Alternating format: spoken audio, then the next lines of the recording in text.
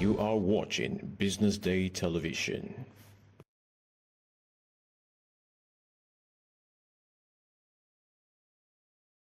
Attention business leaders. Want to make informed decisions? Join the ranks of the best with Premium Business Day. Access in-depth analysis and expert opinions to stay ahead. Subscribe now at premium.businessday.ng and unlock premium content. Plus, you get 50% off your first subscription. To elevate your business game, visit premium.businessday.ng today.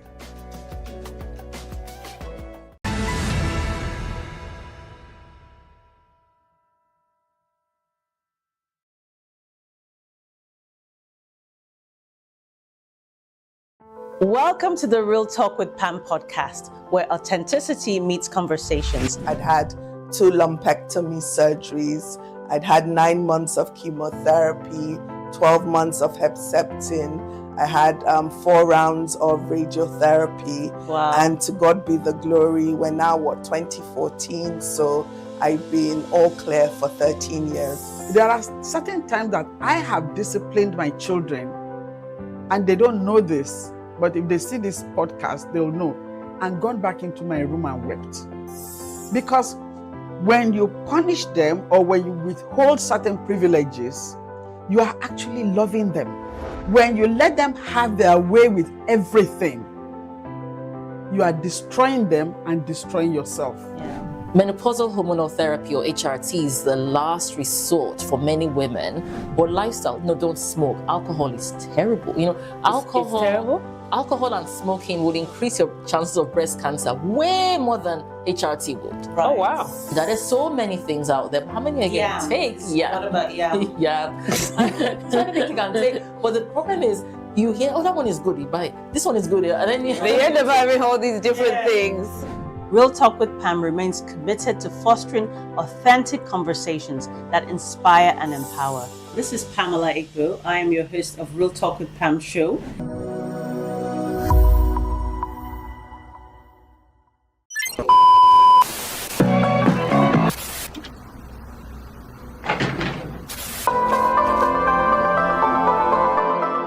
This is the Business Day Television broadcast.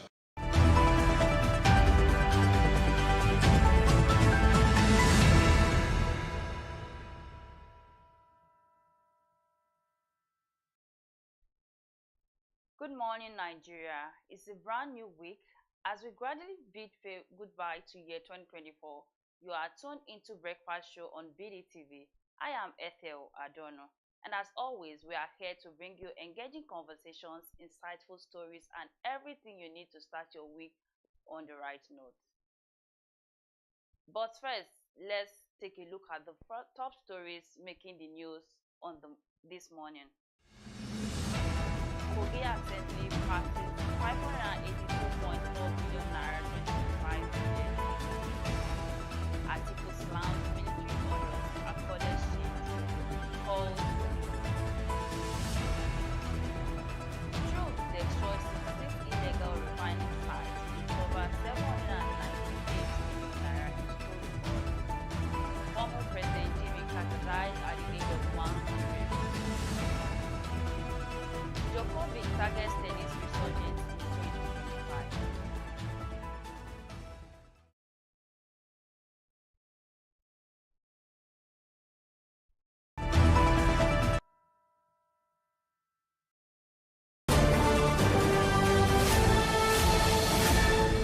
You are watching Business Day Television.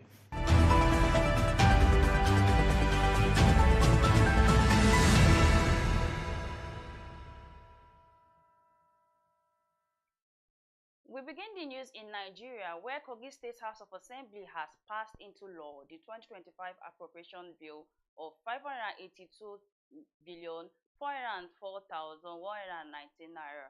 The passage of the budget followed the adoption of the report of the House Standing Committee of Appropriation, Budget Monitoring and Economic Planning.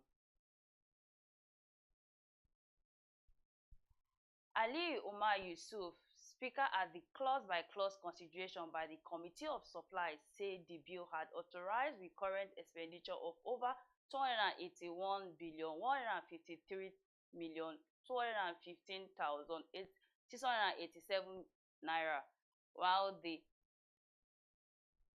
while the authorized capital expenditure stood over 301,280,903,802 naira. He added that the bill, which has shown allocation of funds to each ministries, departments and agencies, take effect from January 1st, 2025 and ends December 31st, 2025. Aliyu Yusuf also commended the lawmakers for discharging their fundamental responsibilities in attending to the budget of the state despite being bereaved. Meanwhile, former Vice President Atiku Abubakar on Sunday condemned the recent military parade involving Sheikh Tinubu, the son of President Bola Tinubu. The former Vice President had also called for a thorough investigation. In a statement signed by Paul Ibe, Special Advisor to the former Vice President on Sunday, Atiku expressed outrage over the event, calling the designated public figure.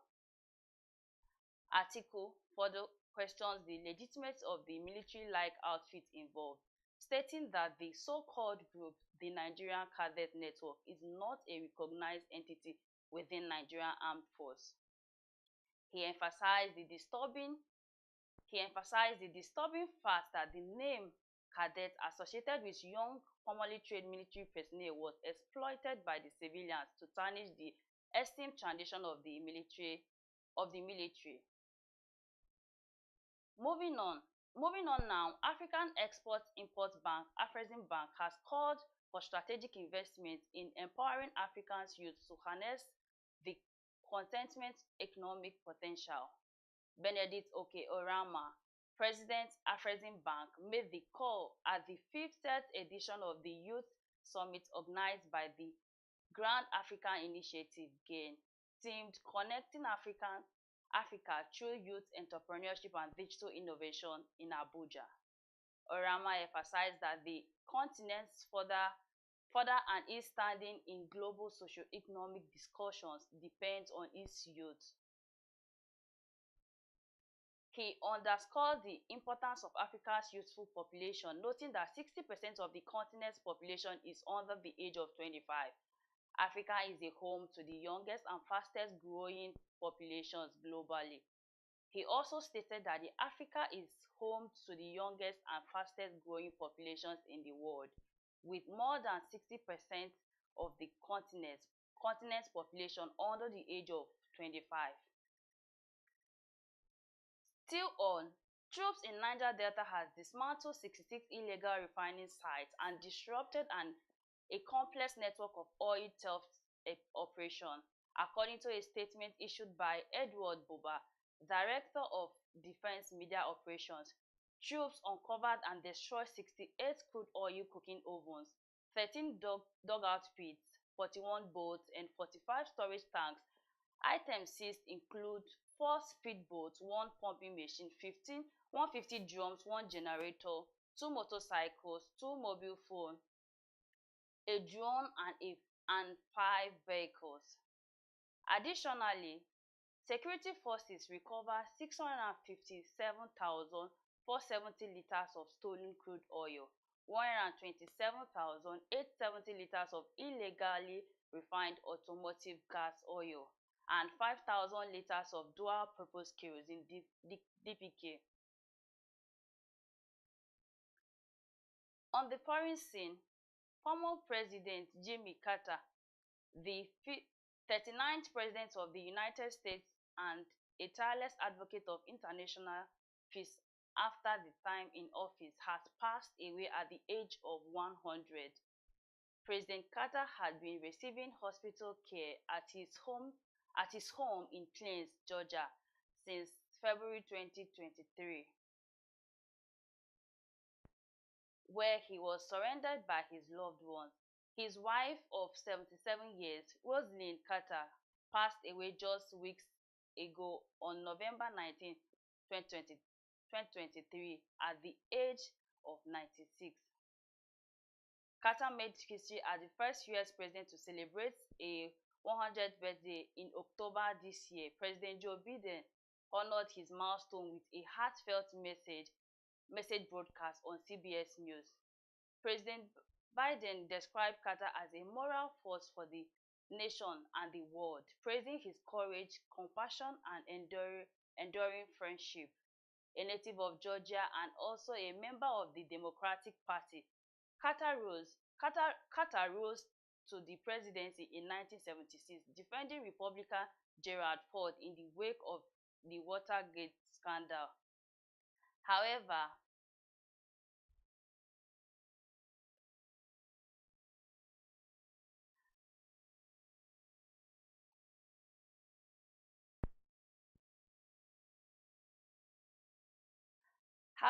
his single term was marked by significant challenges, including the Iran hostage crisis, which spanned 444 days.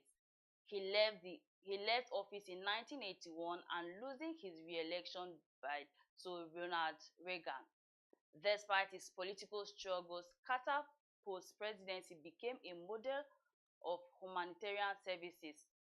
Awarded the Nobel Prize in 2002 for his work in human rights, he was often referred to as America's greatest ex-president. His decades of philanthropy and advocacy for global peace earned him universal administration, a stark contrast to his lower approval rating upon leaving the White House. Born in 1924 in Plains, Georgia, Jimmy Carter was the first American president to be born in a hospital. Following the death of George H.W. Bush in 2018, Carter became the oldest living former president, further cementing his legacy as a historical figure. May his gentle soul rest in perfect peace. Several people were killed on Sunday when a passenger jet crash-landed at an airport in southern West South Korea, with the aircraft craning down the runway on its belly before bursting into flames. At least 122 people have been confirmed dead so far, according to the local fire department. 2 people, both crew members, were pulled alive from the crash site. However, rescuers have warned there is little hope of finding further survivors.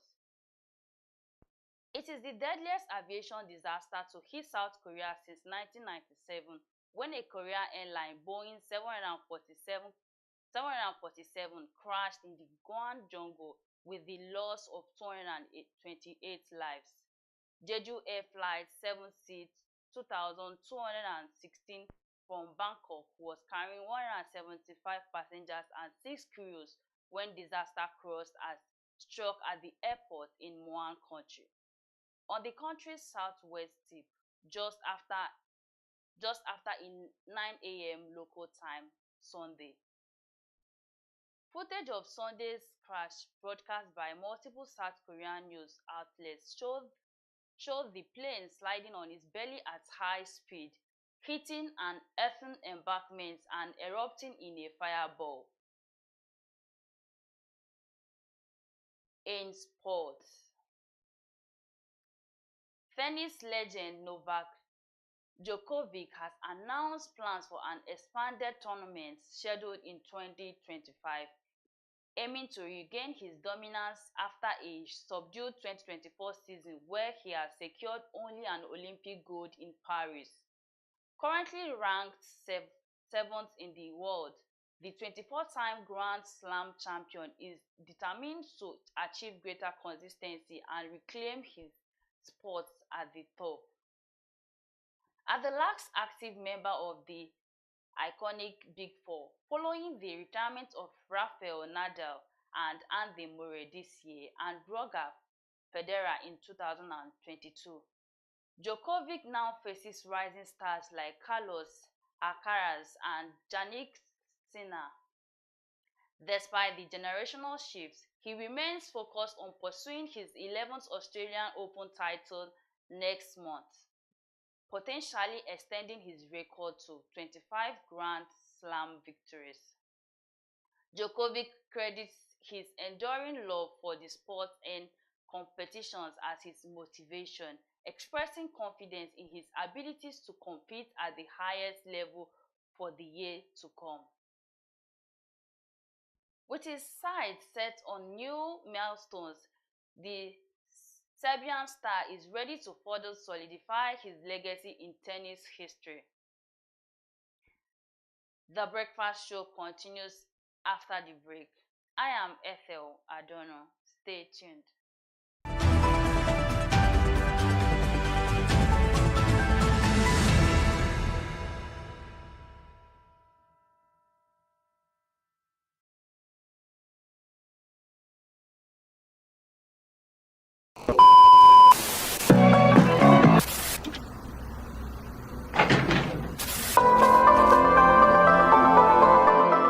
This is the Business Day television broadcast.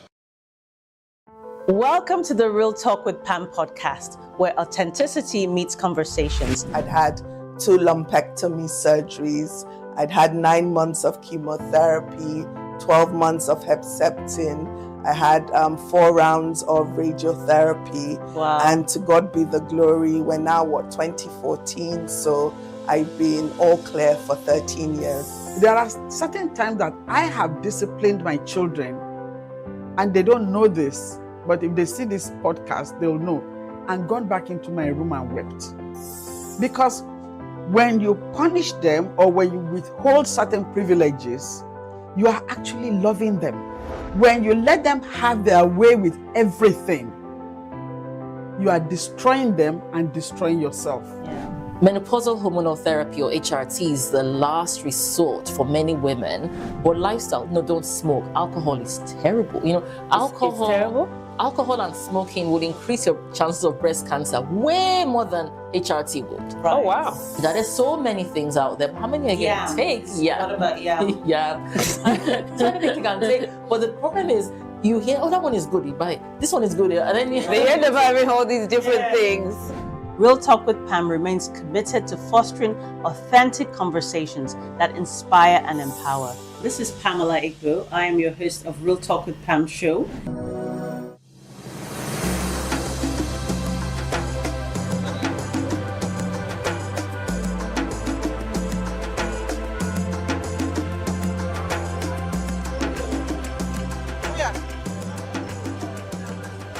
I'm traveling to Enugu State. Enugu State? Yeah. So I want to know the price from Lagos to Enugu. From Lagos to Enugu now, when I bought ticket, Lagos to Enugu, 55,000 this morning. Wow. 55,000? Yes. Compared to last year, I think it's very expensive because I know No, last year is not expensive. Last year is I bought ticket last year, 35. And I'm so surprised when I come out this morning, they told me it's 55. I'm so shocked. Okay. So why I bought the ticket, that if you check flight itself, I used to enter flight, but when you check flight, you know say flight is very expensive than bus. That's why I just bought the ticket to follow land. But if I say I should follow flight, it's about 200 and something thousand. So that's why I just follow the bus. I want to know exactly why you are traveling, considering the economic challenges and the price of traveling. Actually, this is December. I'm traveling with my family to go home. I have a lot of occasion to go. I know this December period. So I can't say because of money, I will not go to my occasion. I want to go and for the village. That's why I'm going this year. If it's more than this price, I will still try because I have an apartment in village. That's why I'm going. Now maybe I just to go village just like that. Traveling to Imo State, Owerri. Owerri. How much is the price from Lagos to Owerri? Currently, I bought 52,000. I'm not traveling for the celebration. I'm going for burial. Normally, I just feel most people, their parents or their families in the village, and December time is festive period, so they use it as opportunity to go and see their parents. At least once in a year is not a bad one. Actually, I am traveling because of Christmas. You know, it's almost at hand. So I want to go home because, I've been in Lagos for like almost a year. and I want to go home to see my mom, my siblings, and everyone. Christmas makes more sense when you spend it with your family and loved ones, other than maybe. So I know going to Christmas at this critical moment of the economy, I know you spend much. So how do you plan to spend considering the state of the economy? You just have to, I'm not saying happy your family members, because at the end of the day, that's what matters. Well, thank God for everything. This year, people tried. Even that the transport is so high, but thank God many people travel this year. The staff of this company, Yeah. what can you say that is driving the price? I think last year was like something thousand, Yeah. and this year, to my surprise, they are saying that from here to Owerri is 45,000. 45, from I'm saying 52. Yeah, 50. 52. Sienna 50. Sienna 50. Yes, bus So, is 40. Bus is 40. Yeah, 45. So what's 46. driving the cost? The fuel price is so cost because last year is 700 naira per liter, something like that. 700, 500. That is how they say liter. So, but now this 1,000 naira, I think, for this December 1,000 something. So we think that maybe we can't see number of people here, but you can see that all the whole vehicle have moved. So what was the transport fare from Lagos to Abuja? 63,100. Personally, what's your inspiration? Well, it's been like 2 years since I last saw some of my family members, so I just I decided that I needed to travel this Christmas to spend time with them. Well, it's the prices are outrageous. I understand that a lot of people would want to travel, but due to the high price, they will not be able to afford it. So it's understandable. The vehicle itself is very cost, and also the maintenance of this vehicle is also very cost. So for you, I go look at the cost of petrol. It's not the transporter is the concern. It's about the fuel problem. So when you buy a fuel about 100 and 1,300, then do you know how many liters it's going to lead you to Port Harcourt or Imo State? That is why the fare is very high. Do you understand what I'm saying?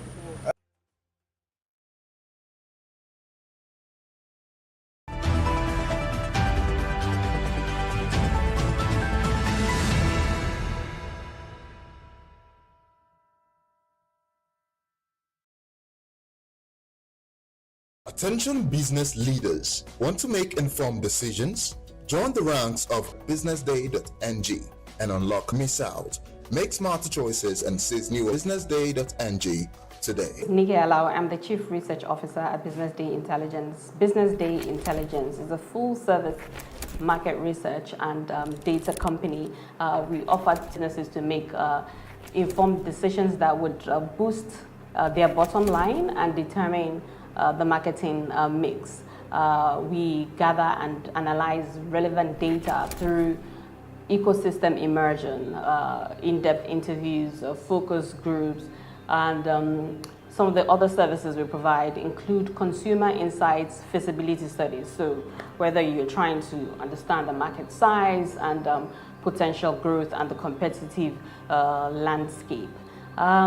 In challenging economic times like this, which is the theme of the conference, I think it's crucial. It's paramount for leaders to display resilience, agility, and a digital mindset. And we at BusinessDay Intelligence provide that support by offering and delivering customized solutions that address those unique needs. So get on the rank of visionary leaders, and we'll help you on that journey to strategic growth.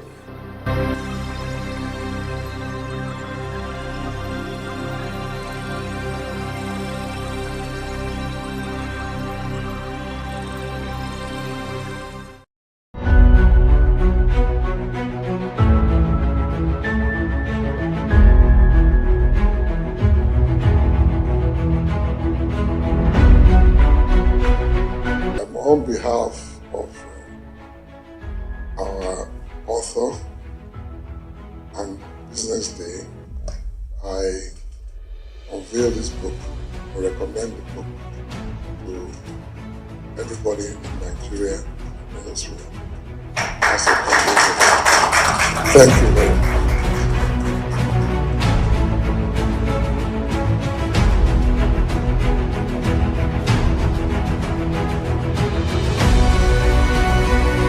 I want to congratulate you, Femi, for putting this together. I'd like to thank Frank Agbogu, Business Day, for giving him the platform to do this. I was part of this because our facility was asked to answer questionnaires and fill forms.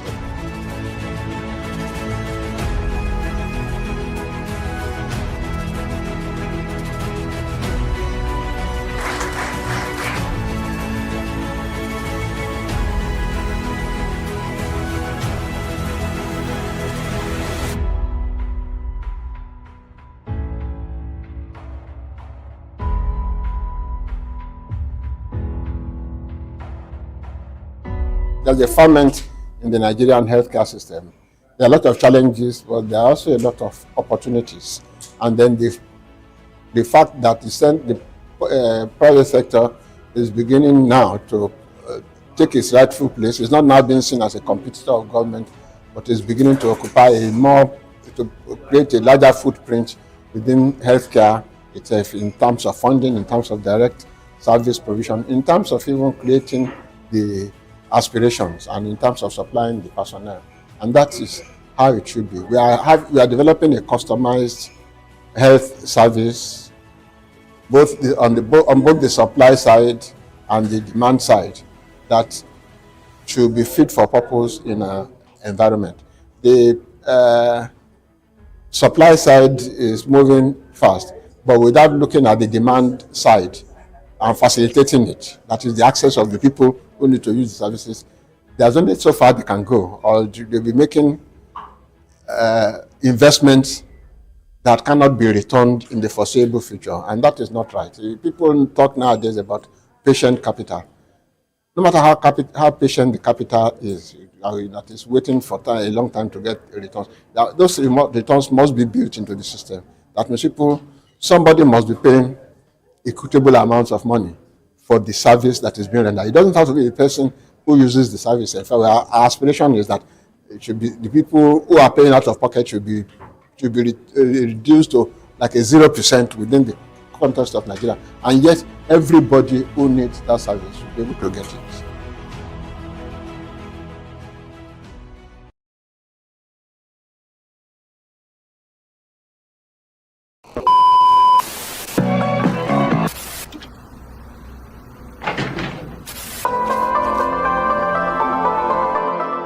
This is the Business Day television broadcast.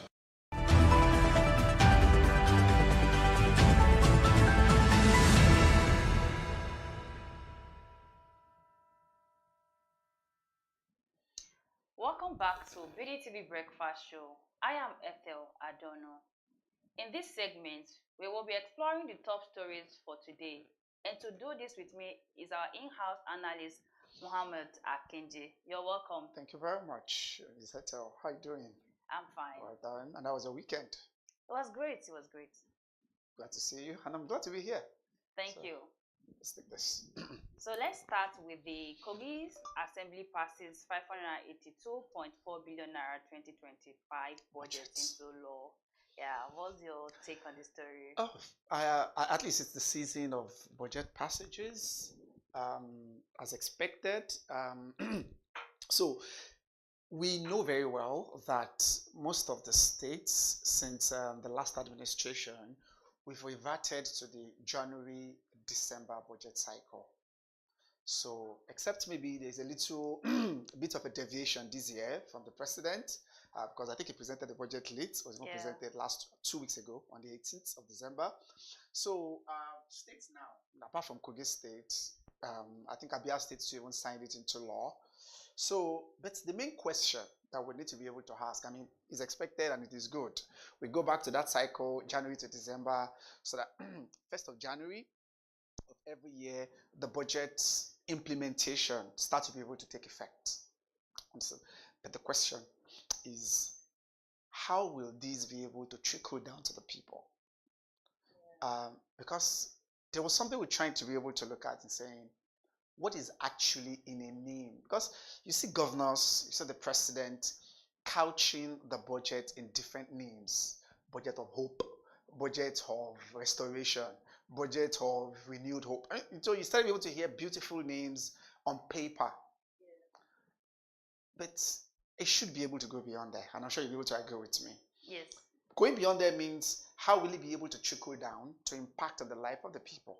It's very important. So a 580 billion naira budget is actually very good in terms of the figures. But if you look at the breakdown of those figures, I think based on almost half of that, close to half of that, will be used to be able to service the correct expenditure, which will involve payment of salaries, which will be able to include servicing of maybe bloated government ministries, departments, and agencies. Close to about 281 billion out of that amount is actually earmarked for that purpose. Yes, Kogi may not actually be amongst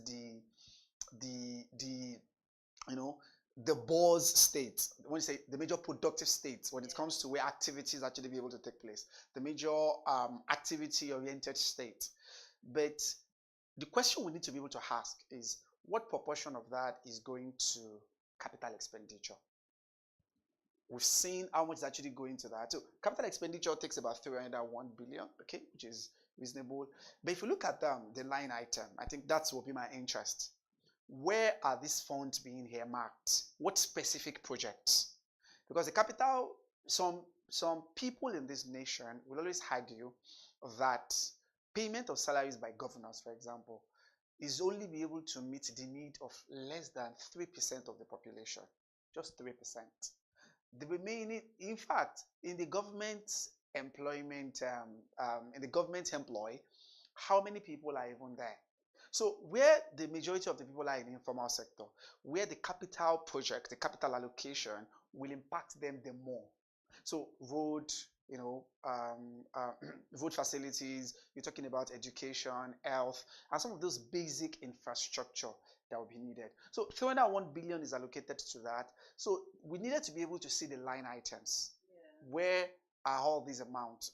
This is just the whole figure. So when the Speaker of the Kogi State Assembly, Ali Umar Yusuf, was actually able to read that, he gave us this, and he was saying, yeah, if you're able to look at them, this budget, with the work they've done, look at them line by line, and things that are involved, chiseling them down, there's still a lot of other infrastructural projects that are needed in Kogi State that will likely be able to impact the generality of the people. So recurrent expenditure, as much as the governors needed to be able to meet their salary obligations now and then to the civil servants and the public servants, the larger chunk, the lion's share of the people, we should remember, do not belong in that segment. Yeah. So that's one. Two is when we translate the content of this budget into material well-being of the material obvious reality of the people. I mean, when we're able to translate them into something that is tangible,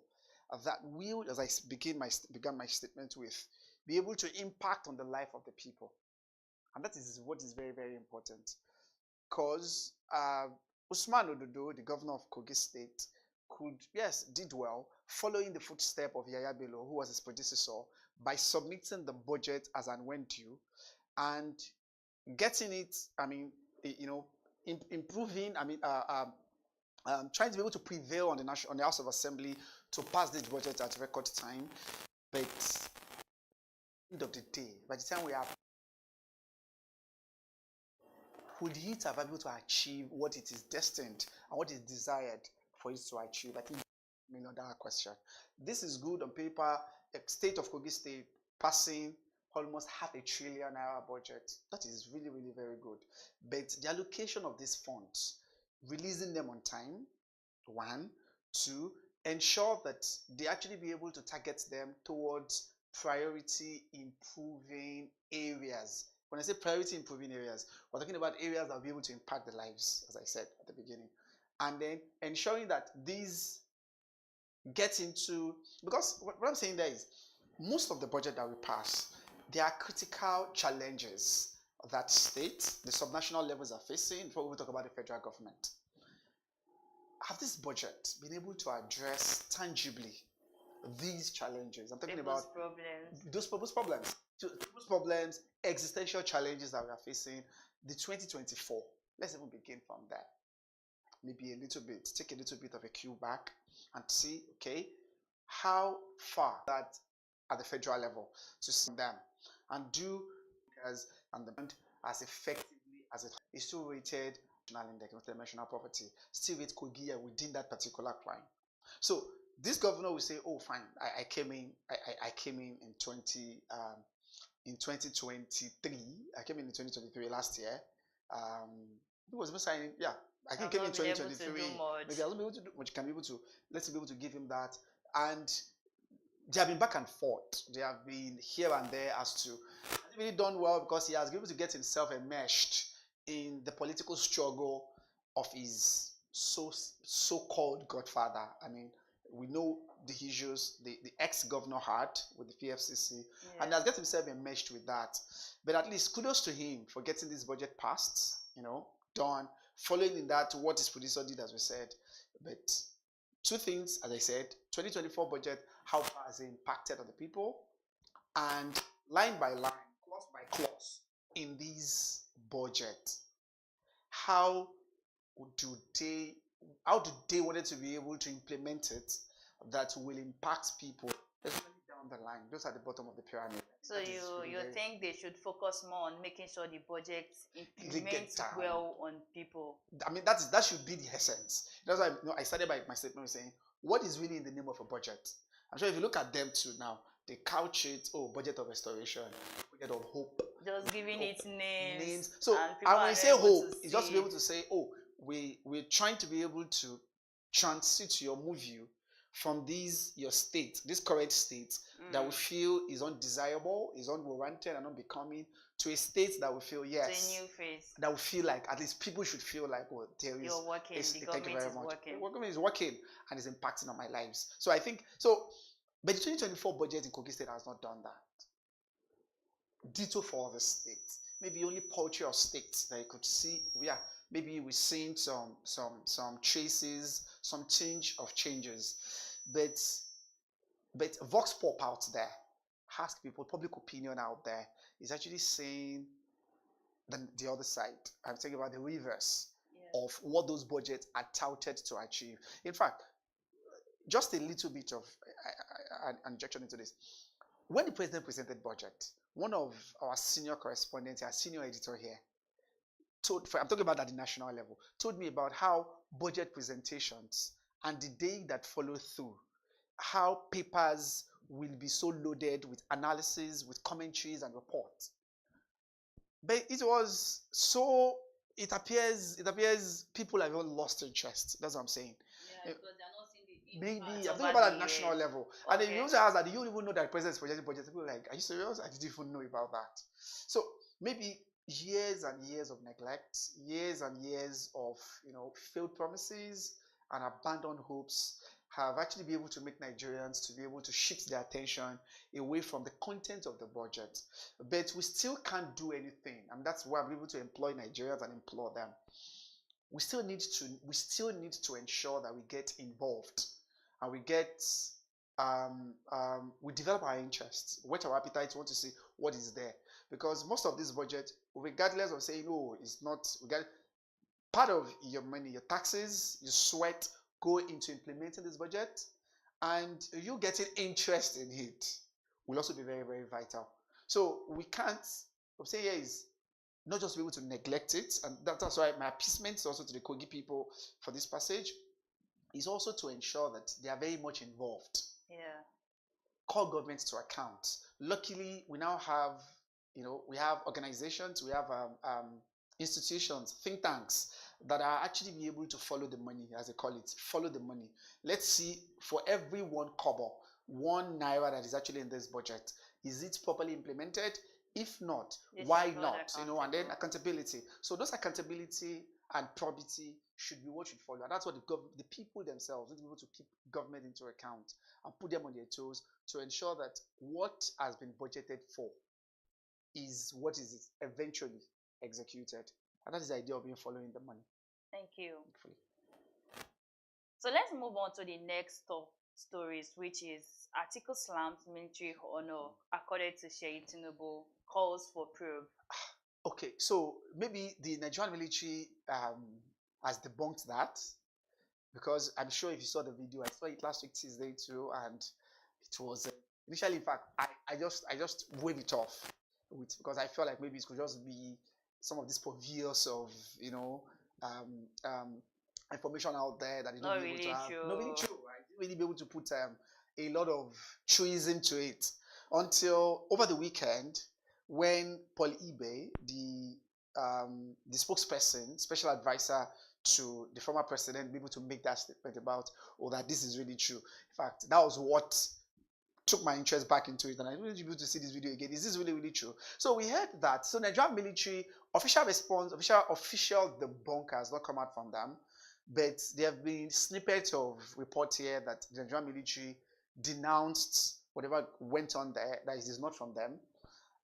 We heard that it was one Nigerian cadet group or something. Yeah. Okay, cadet group. Is he a legally recognized body? I think the truth is still out there on that, because if I heard, okay, Nigerian cadet network, whether that really truly belongs, because I think we know what cadet is in the military hierarchy. We know, okay, these are just like young officers who are just climbing in the ladder, Yes. get cadet. So to do that to a non-public figure, I mean, it is really, really shocking enough, and quite unbelievable. So for the fact that no official confirmation or official disclaimer yet from the Nigerian military, we didn't see any police officer there. Maybe other the police officer that was actually guiding him. So those KDR forces of the network, because they were in full military gear. You see them in full military gear. I mean, those fatigues, and they're making those military parades, and they were there for the son of the president. They were complete uniforms. So maybe I think in days to come, we'll just be able to expect what the Nigerian military will come out with. Either to debunk it. I'm sure they cannot be able to confirm it, because as I said, he's a non-public figure. So such a parade should actually be directed to a public figure, a president, a governor, the Senate president, or those within that's constitutionally recognized. Yeah. So if the Nigerian armed forces, okay, supposed Nigerian armed forces, because they've debunked those group and they've denounced them, that they don't know anything about those group, could actually be able to stoop to that level. Just like I said, I was aghast when I saw it, and I never even believed it initially until it became a thing to me. In fact, I just be able to like wave it off. Is that clear? I just be able to like I took that off with a wave of the hand that this cannot be true. Is that clear? They can't be able to stoop so low to the son of the president, and then in full military fatigue, and doing those. So I'm sure that should be the role. So my major thing that we're going to talk about is, it is good, the former vice president be able to call them. This is what I actually expect oppositions to do. Constructive criticism. Try to be able to beam the searchlight, on the sitting president and the sitting administration, to ask them, to call them into account, especially when they are veering into the unconstitutional realm, like this has actually been done. Wait for them. Those individuals involved, people are saying they are paramilitary forces, is not the Nigerian military, they're doing that. Whether that is really the case, we'll wait to be able to see fully if that is the case. But I do expect anything less than a debunker from them. Maybe by today or tomorrow, they should be able to release that and tell us the full details of the Nigerian cadet network, whether they belong to the Nigerian Armed Forces or is a paramilitary entity that is just being at the beck and call of the son of the president, maybe. But I mean, no sane person will definitely be able to. No sane person will commend what happened. Yeah. I mean, it's surely an eyesore, and yeah, even though we've seen that in some other climes, but you know that those are climes where democracy is not in full force, or as I said, or where things are actually not the way they should be, because the son of the president is not, the position is not a constitutionally recognized position. There have even been, pushbacks over the role of the wife of the president, the first lady. Not that I will talk about maybe the example like office of the son of the president that will not be accorded such military parades and then those military traditions. I think it's still maybe just some people who are doing that, but for the fact that they're actually military guys, those military fatigue is what is actually be able to make the tongues wagging out there that this is actually uncalled for. And we've not even heard from the presidency as well. They've not released any official statement to that regard, nor the Nigerian military, who is actually the eye of the storm when it comes to this. So hopefully by today or tomorrow, they should be able to tell us maybe the full gist of what happened. But the video is out there, and everybody saw that. And we still expect, even if I were him, I'm not talking about Sheyi Tinubu, maybe I wouldn't have allowed that to happen. You know, perception, they say, is reality. You need to be very careful about perception. And that sometimes, you know, that lend credence. You know, it happened here in Lagos. It was just like here in Lagos, in the Kenya. Yes. That led credence to the rumor mills. You know, the rumor mill has actually been full with, oh, he's about to run for the Lagos State Governor in 2027. There have been those reports. It's actually been, the rumor mills has actually been spinning. Oh, yes, he's been here marked. So some of these will actually be able to lay credence into those. Some people have debunked it, that maybe he's not yet there to actually be able to throw his hat in the ring. But in Nigeria, he's qualified. Whether he'll be able to get the ticket of his party, of that party, is another thing entirely. But with those things, with some of these, you know, some of these back and forth, and some of these issues that actually be able to dangle out there, if I were him, as I said, maybe I'll try to be able to keep a very low profile, and we'll not try to be able to put anything that will be able to soil the name of my father at this moment in time. You know, Nigeria is already at the cliff; they are at the edge already. And so anything that will be able to even give them to be able to soil the name of the father, the more maybe should have been avoided at this time. But you can see that he was really happy about it. You see him; he was waving at them. Yeah, he was even observing, you know, the patrols and other things like that. So really, I'm still not clear why that is the case. But we should be able to take the former vice president, for at least be able to bring this back to the limelight, and at least now the presidency will have no choice but to respond and tell us, oh, this is actually not the Nigerian military, maybe it's a paramilitary organization, a security outfit that he organized by themselves, or some friends of his organized it for him. But as I said, they were military guys. So that is really should be the red sign there that no, this should not be a no-go area for anyone. So I mean, we should be able to thank the vice president for calling, bringing it back to our attention again, and then try to be able to keep the government on their toes. All right, that's fine. Thank you. So our final story for today is Trump destroys 66 illegal refining sites, recovers 798 million in stolen oil in Niger Delta. So what's your intake? About 90,000 liters. Actually, those things in Port Harcourt. So I think the 6th Division, the Nigerian military, told us about that on Saturday. The battling, we're still battling with there, but I would anyway. But how these petrols and finding these and then you've seen what some of them actually be able to do with this refinery. Yeah, they may not be able to have it in export quantity, what can be able to export, but at least in commercial quantity they can be able to serve local communities. Yeah, you tend to be able to see that in that.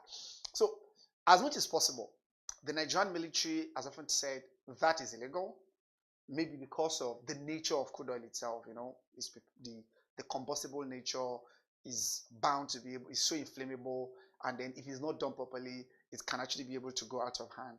Yes. So when this news actually broke over the weekend, you know, the director of defense media operations, Edward Buba, was the one who told us about it and said they noticed that they were using crude oil cooking ovens, yes, 68 of them, to refine this. How that is done, you know, in fact, I'm still thinking in my head.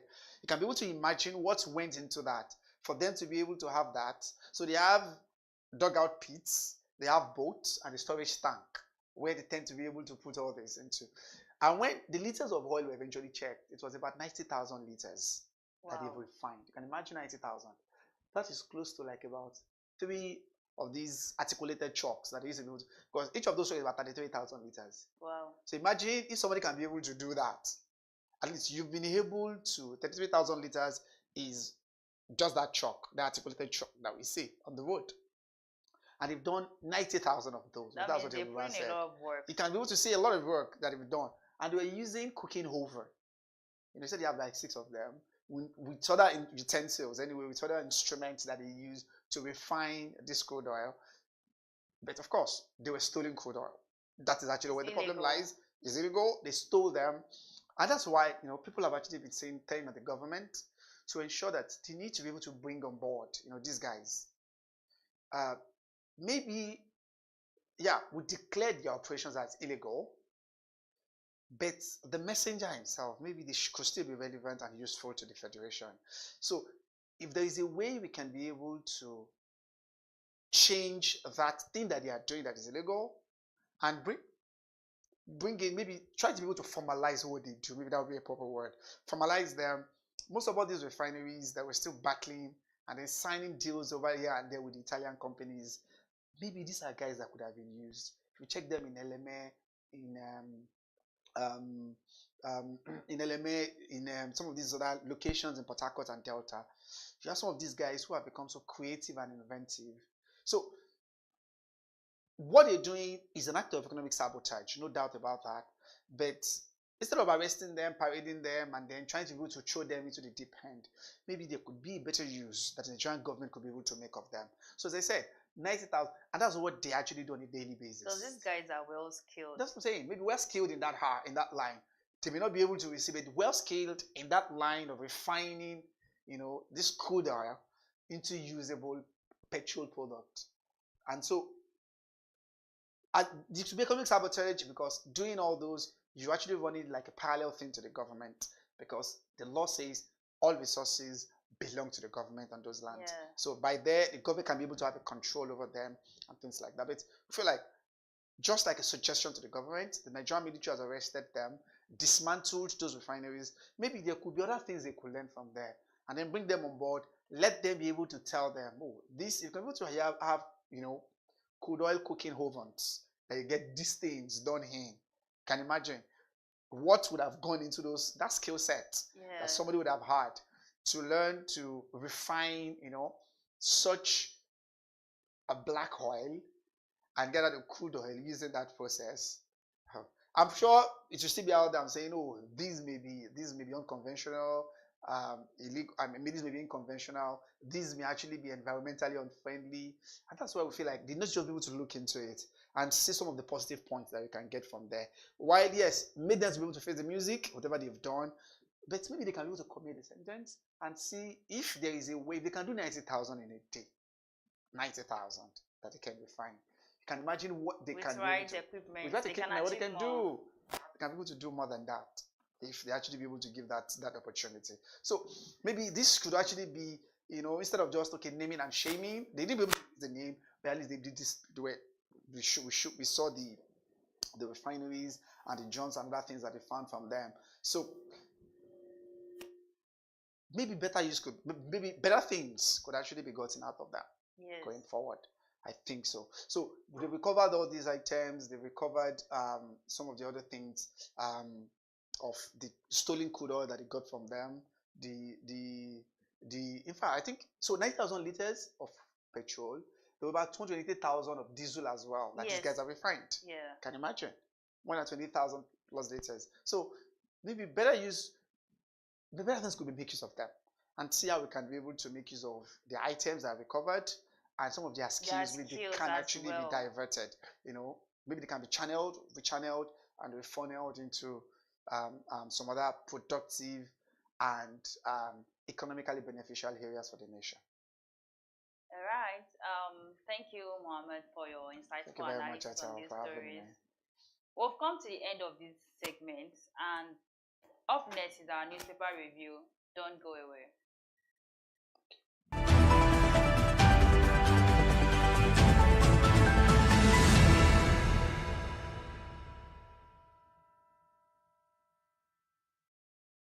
Welcome to the Real Talk with Pam podcast, where authenticity meets conversations. I'd had 2 lumpectomy surgeries. I'd had 9 months of chemotherapy, 12 months of Herceptin. I had 4 rounds of radiotherapy. Wow. And to God be the glory, we're now, 2014? So I've been all clear for 13 years. There are certain times that I have disciplined my children, and they don't know this, but if they see this podcast, they'll know, and gone back into my room and wept. Because when you punish them or when you withhold certain privileges, you are actually loving them. When you let them have their way with everything, you are destroying them and destroying yourself.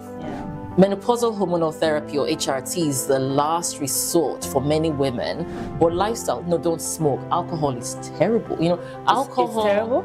Alcohol and smoking would increase your chances of breast cancer way more than HRT would. Right. Oh, wow. There are so many things out there. How many are you going to take? Yeah. What about yam? Yeah. So many things you can take. But the problem is, you hear, oh, that one is good, you buy it. This one is good, and then you They end up having all these different things. Real Talk with Pam remains committed to fostering authentic conversations that inspire and empower. This is Pamela Igbo. I am your host of Real Talk with Pam show.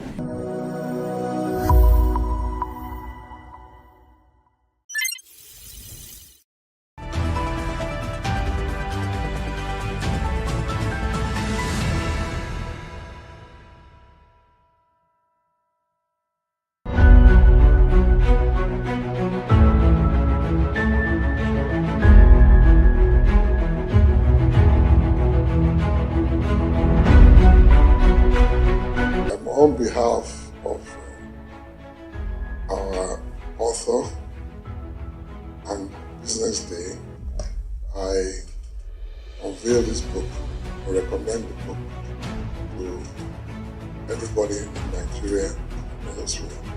As a foundation. Thank you very much.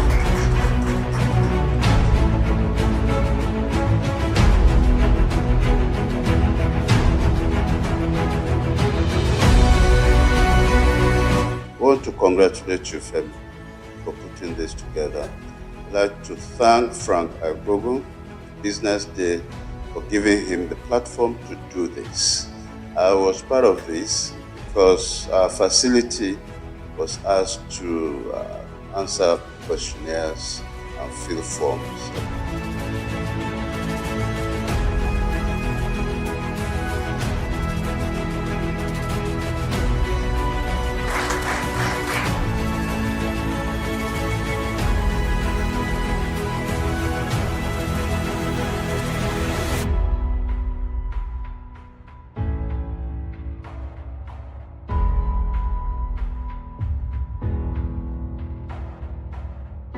There's a ferment in the Nigerian healthcare system.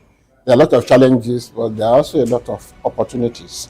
And then the fact that the private sector is beginning now to take its rightful place. It's not now being seen as a competitor of government, but is beginning to occupy to create a larger footprint within healthcare itself, in terms of funding, in terms of direct service provision, in terms of even creating the aspirations, and in terms of supplying the personnel. And that is how it should be. We are developing a customized health service, on both the supply side and the demand side, that should be fit for purpose in an environment. The supply side is moving fast, but without looking at the demand side and facilitating it, that is the access of the people who need to use the services. There's only so far they can go, or they'll be making investments that cannot be returned in the foreseeable future, and that is not right. People talk nowadays about patient capital. No matter how patient the capital is, that is waiting for a long time to get returns, those returns must be built into the system.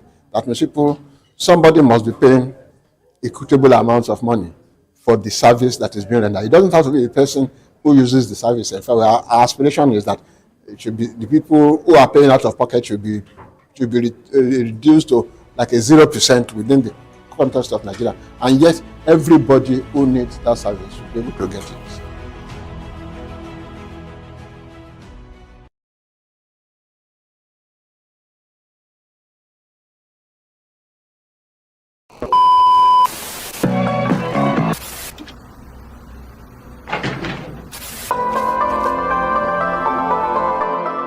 This is the Business Day television broadcast.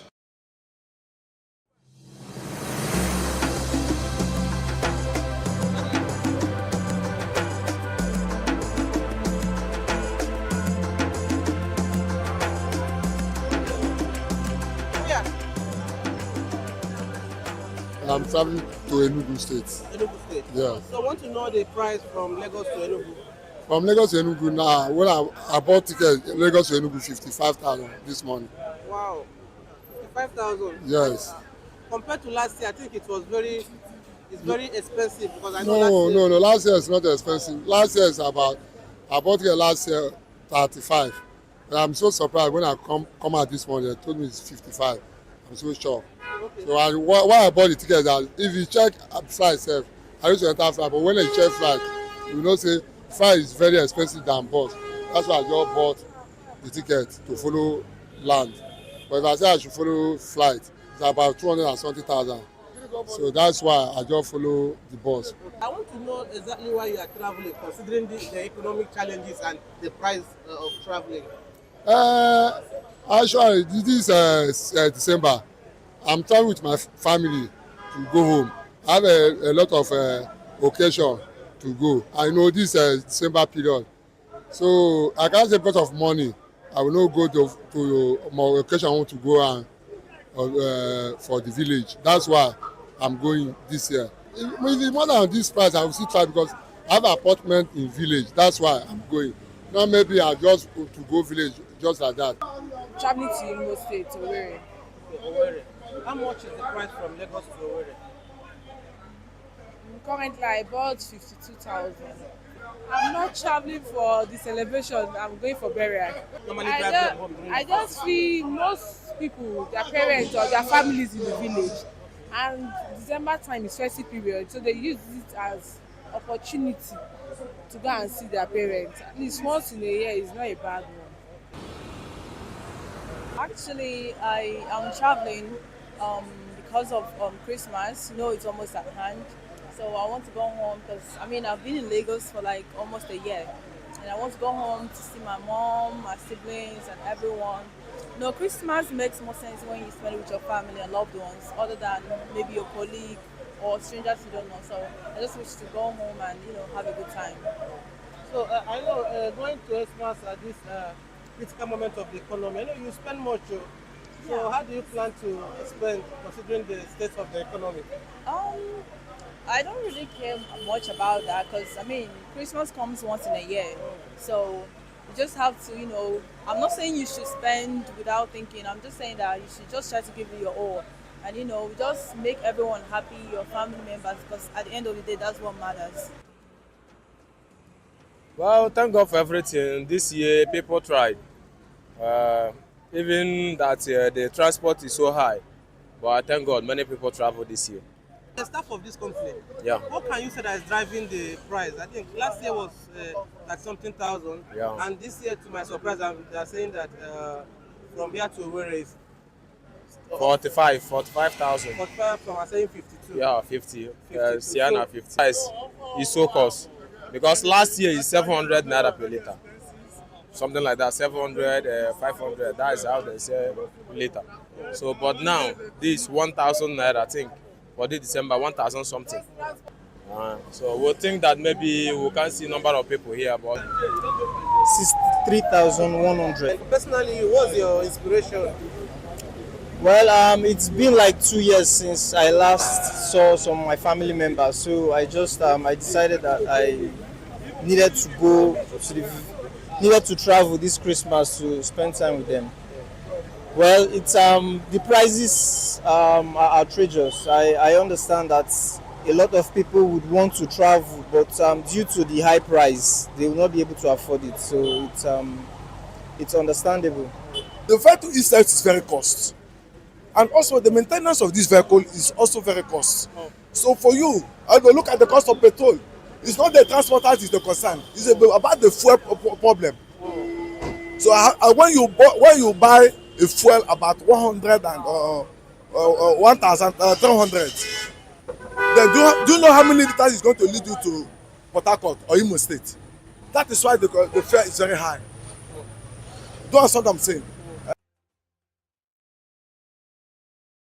In an increasingly changing and uncertain economy, how informed are you on the government policies, shifts in the business environment, or investment opportunities? At Business Day, we don't just inform you, we empower with intelligent insights and analysis that keeps you ahead of the competition and well positioned to take advantage of opportunities whenever they arise. Join our exclusive community of Business Day subscribers and receive unlimited access to our award-winning content on desktop, mobile, and tablet devices and get access to our daily e-paper. Visit www.businessday.ng/subscribe or email subscription@businessday.ng today to get started.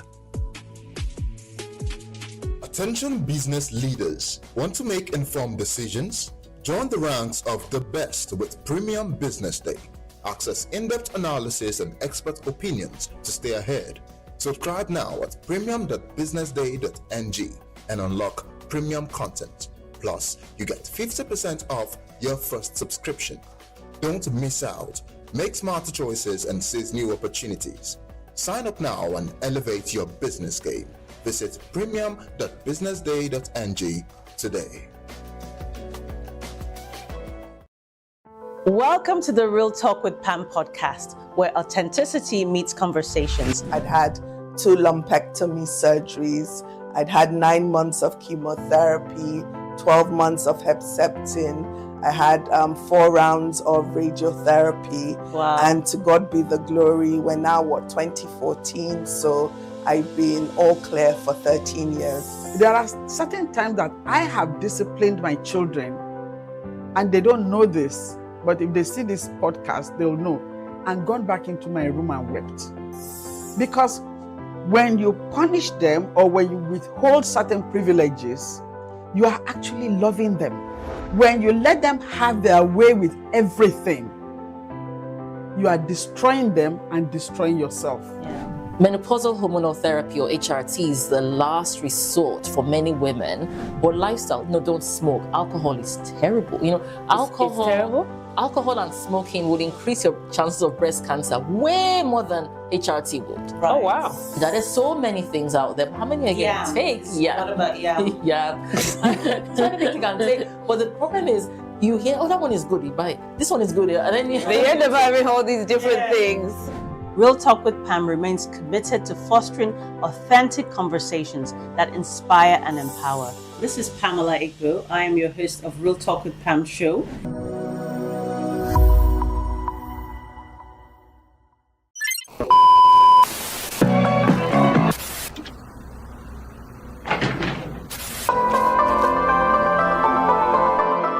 This is the Business Day television broadcast. My name is Nike Alao. I'm the Chief Research Officer at BusinessDay Intelligence. BusinessDay Intelligence is a full-service market research and data company. We offer tailored services for strategic planning and decision-making. So helping businesses to make informed decisions that would boost their bottom line and determine the marketing mix. We gather and analyze relevant data through ecosystem immersion, in-depth interviews, focus groups, and some of the other services we provide include consumer insights, feasibility studies. So whether you're trying to understand the market size and potential growth and the competitive landscape. In challenging economic times like this, which is the theme of the conference, I think it's crucial. It's paramount, for leaders to display resilience, agility, and a digital mindset. And we at Business Day Intelligence provide that support by offering and delivering customized solutions that address those unique needs. So get on the rank of visionary leaders, and we'll help you on that journey to strategic growth.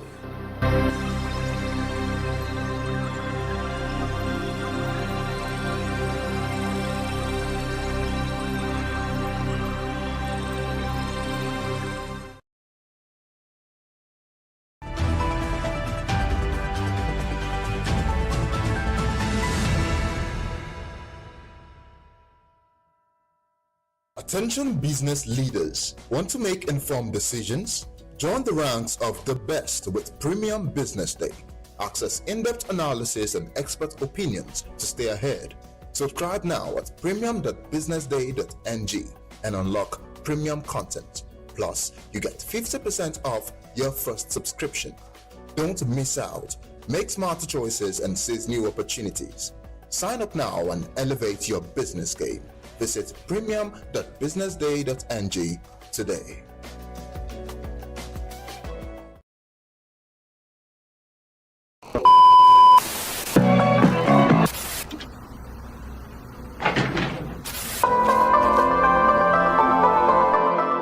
This is the Business Day television broadcast.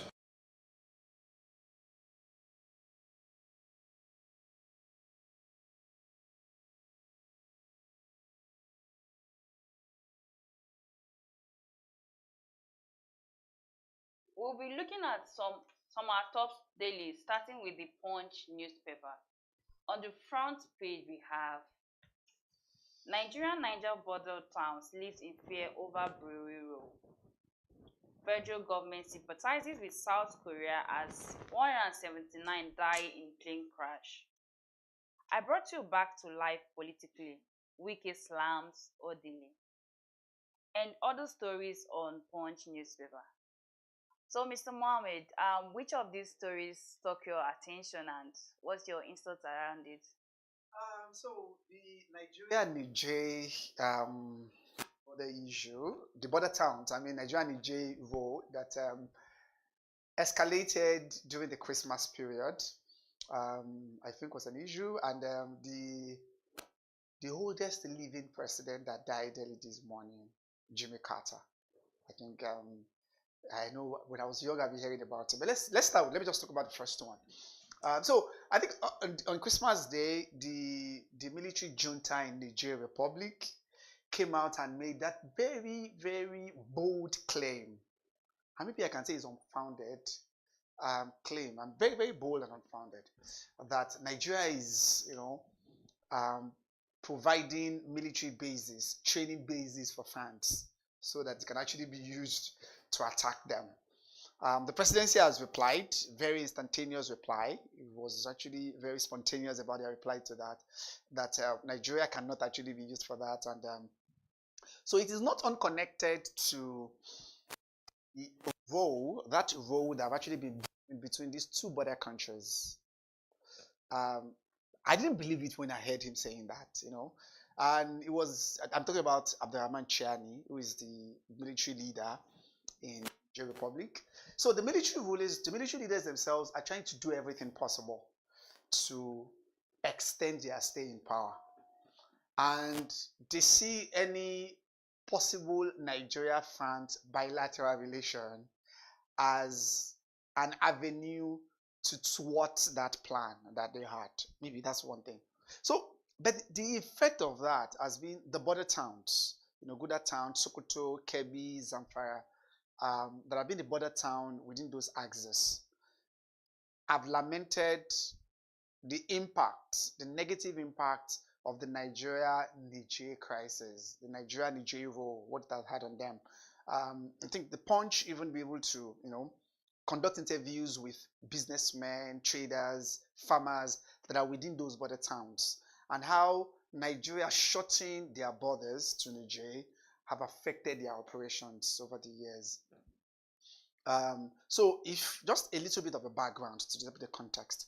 So in 2023, remember, in 2022 there was an election in Niger that brought in a man called Mohamed Bazoum, who, was a democratically elected president. So in July 2023, we all knew what happened. So the military took over, complaints over that. And that actually followed a series of military takeovers in other African countries. I'm sure you've heard about the case of Guinea, Burkina Faso, Mali. Yeah. So at ECOWAS, given that Nigeria president is actually the president of ECOWAS, President Tinubu, said ECOWAS will never be in support of military dictatorship or military rule in any of the West African states. So there was an imposition. There was a border imposition. There was restrictions that were actually imposed on the Niger Republic, which affected a whole lot of things, because majorly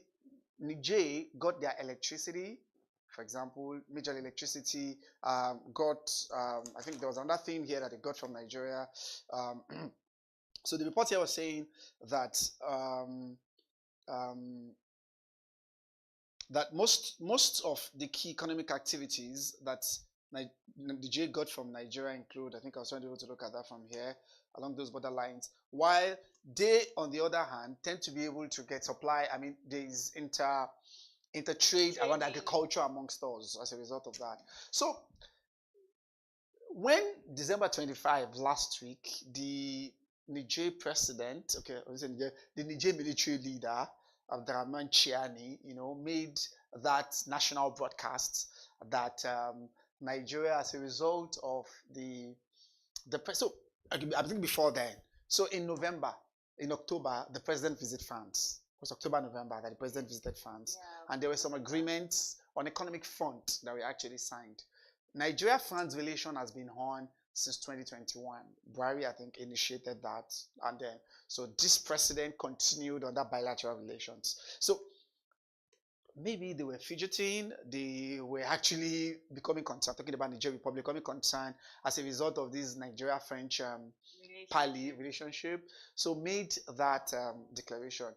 But people that were interviewed in the border towns, those borders, he never mentioned borders, never mentioned specific places where we are providing military base for France to operate from.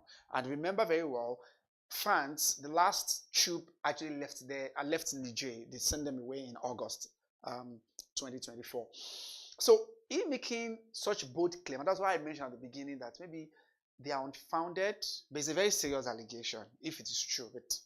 But with what point is actually reporting today, and some of the media outfits also be able to conduct within the border towns, within neighboring towns, show that there is nothing that is able to point to that. And maybe they're just trying to be able to raise the first alarm, and then of something like that will actually be able to happen in the future. We don't know of that yet. But for people who have actually been able to live in those border towns, they've claimed that nothing of such actually happened in terms of Nigeria providing any military base for France to be able to use us as a ground to attack the Republic. So plans are on the way to be able to dismember them. Plans are on the way to be able to exit Niger, Burkina Faso, and Mali from ECOWAS already, because efforts have actually been made to impress it on them to conduct elections, to bring into power democratically elected president. But they've actually been, they've been dwindling over that. They've actually been, I'm talking about the military leaders. They've not been fully committed into transiting back or returning those countries back to democracy. The one in Mali, for example, was actually demanding there like about 18 months. After often being there since 2020, since 2022 that he has been in power. And they're still demanding for more days, for more months, to allow them to be able to conduct elections and return back to power. So I think those geopolitical dynamics, regional politics are already there already between Nigeria and some of these these Francophone countries, Niger, Burkina Faso, Mali, and then Guinea by the side. So coming up with this claim, the Nigerian government through the presidency have actually been able to debunk that there is nothing like that. So the other angle that we're looking at it from may actually be the Lakurawa, the Lakurawa boys that they've actually been talking about, who have been terrorizing some of these northwest regions, especially Kebbi, Sokoto, for a while.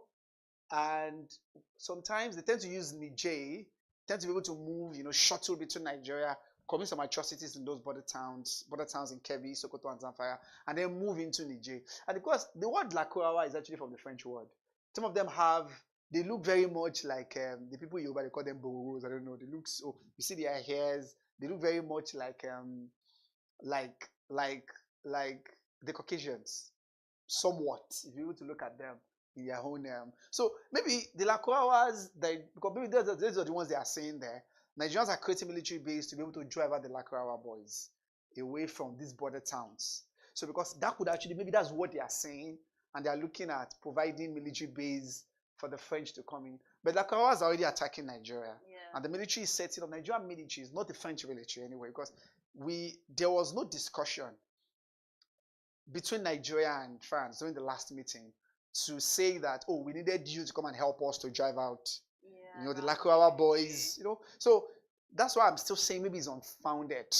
The allegation made by, the Nigerian military junta leader, how true that is. In fact, a lot of people are shutting it down already. So I think there was a particular claim, and I would like to be able to read that from Punch. This very popular person, Ahmed Ofai, who wrote something about I Am Bandit. It was a book, a very popular book. I think I read it some times ago. So he called the book I Am a Bandit. It was a book. And it was, so I think they asked him, he was saying, I can understand where the allegation is coming from, the allegation from them. I believe it's because of the involvement of our presidents in ECOWAS. And they believe, that's what he's saying. Look at what he said. All his belief is that the position taken by the President Tinubu on ECOWAS issue as it concerned his country, that is in the J, maybe he was feeling it's a personal decision, all those things that are imposed on them, as I said. I believe he needs to understand what ECOWAS stands for among its member countries. I don't think Nigeria as a democratic nation will support establishing a terrorist camp or military base. So before we start talking of a military camp or a military base, so it's not of logical reasoning that the establishment of the Lakurawa, and this is another another insurgent group, is a terrorist group, which has been in existence for over 8 years. Wow. Yes. So the Lakurawa is from the French word, like from the word de recruit. It's from a French word. And most of them, we believe that actually migrated from Niger and Mali into our border towns. So, but most people in those border towns, like other local government, for example, in Sokoto, in Shirobo, they've been able to give them haven already. Some of them, because at the time, the Lakurawa came as a defense force against the Boko Haram. So people then tend to be able to give them, they welcome them and give them, places to stay, give them abode, shelter and other things, until they turn around and become another terrorist group entirely that's actually terrorizing the people. So I think he'd be able to mention this. So, and finally, he concluded, said, recent findings uncover that the Nigerians themselves are not happy with him. The people in Niger, maybe that's why he's actually able to make that claim. So the Nigerians are not happy with Abdurrahman Chiani, their own president, the military leader. No, because that's what he called it, the Nigerians, which is Nigerians. So the Nigerians is somebody from Niger. So they themselves are not happy with him, but due to numerous censorship, they cannot, because the military leader, they may not be able to voice out, their displeasure and their discontent with the administration. So what is the next thing to do? Push. Because of censorship, because of the military leaders, we cannot really be able to come out and condemn a military administration like that. So in our attempt to be able to show that, I am a saint and I'm good to you, what do? Push the blame to Nigeria. That Nigeria, they'll be able to close the border to them as a result of, because we are military administration and they have closed this to us, that will actually be able to affect us. So I felt like that could actually be the reason, because this is actually an expert when it comes to this terrorist issue. Is the Dr. Rufai over there in Ottoman Danfodio University. So maybe that could actually be the reason. But maybe that could be the reason of displeasure with the administration, the discontent. And instead of taking up the blame by ourselves, what should we do? Let's push it to say, it's because Nigeria closed our borders. Why they close the borders? What other things can you be able to steer them with? Is to say, do you know they are trying to attack us by signing these border deals with France, according to him anyway, because it was a national broadcast, as I said, that he made on Christmas Day. I mean, quite unbelievable coming out from, but he's a military leader anyway, so he's expected to be able to steer those sensationalism, steer those controversy, so that you'll be able to shift the attention from you, and then people will actually be saying that, this is actually the problem that's actually affecting the J.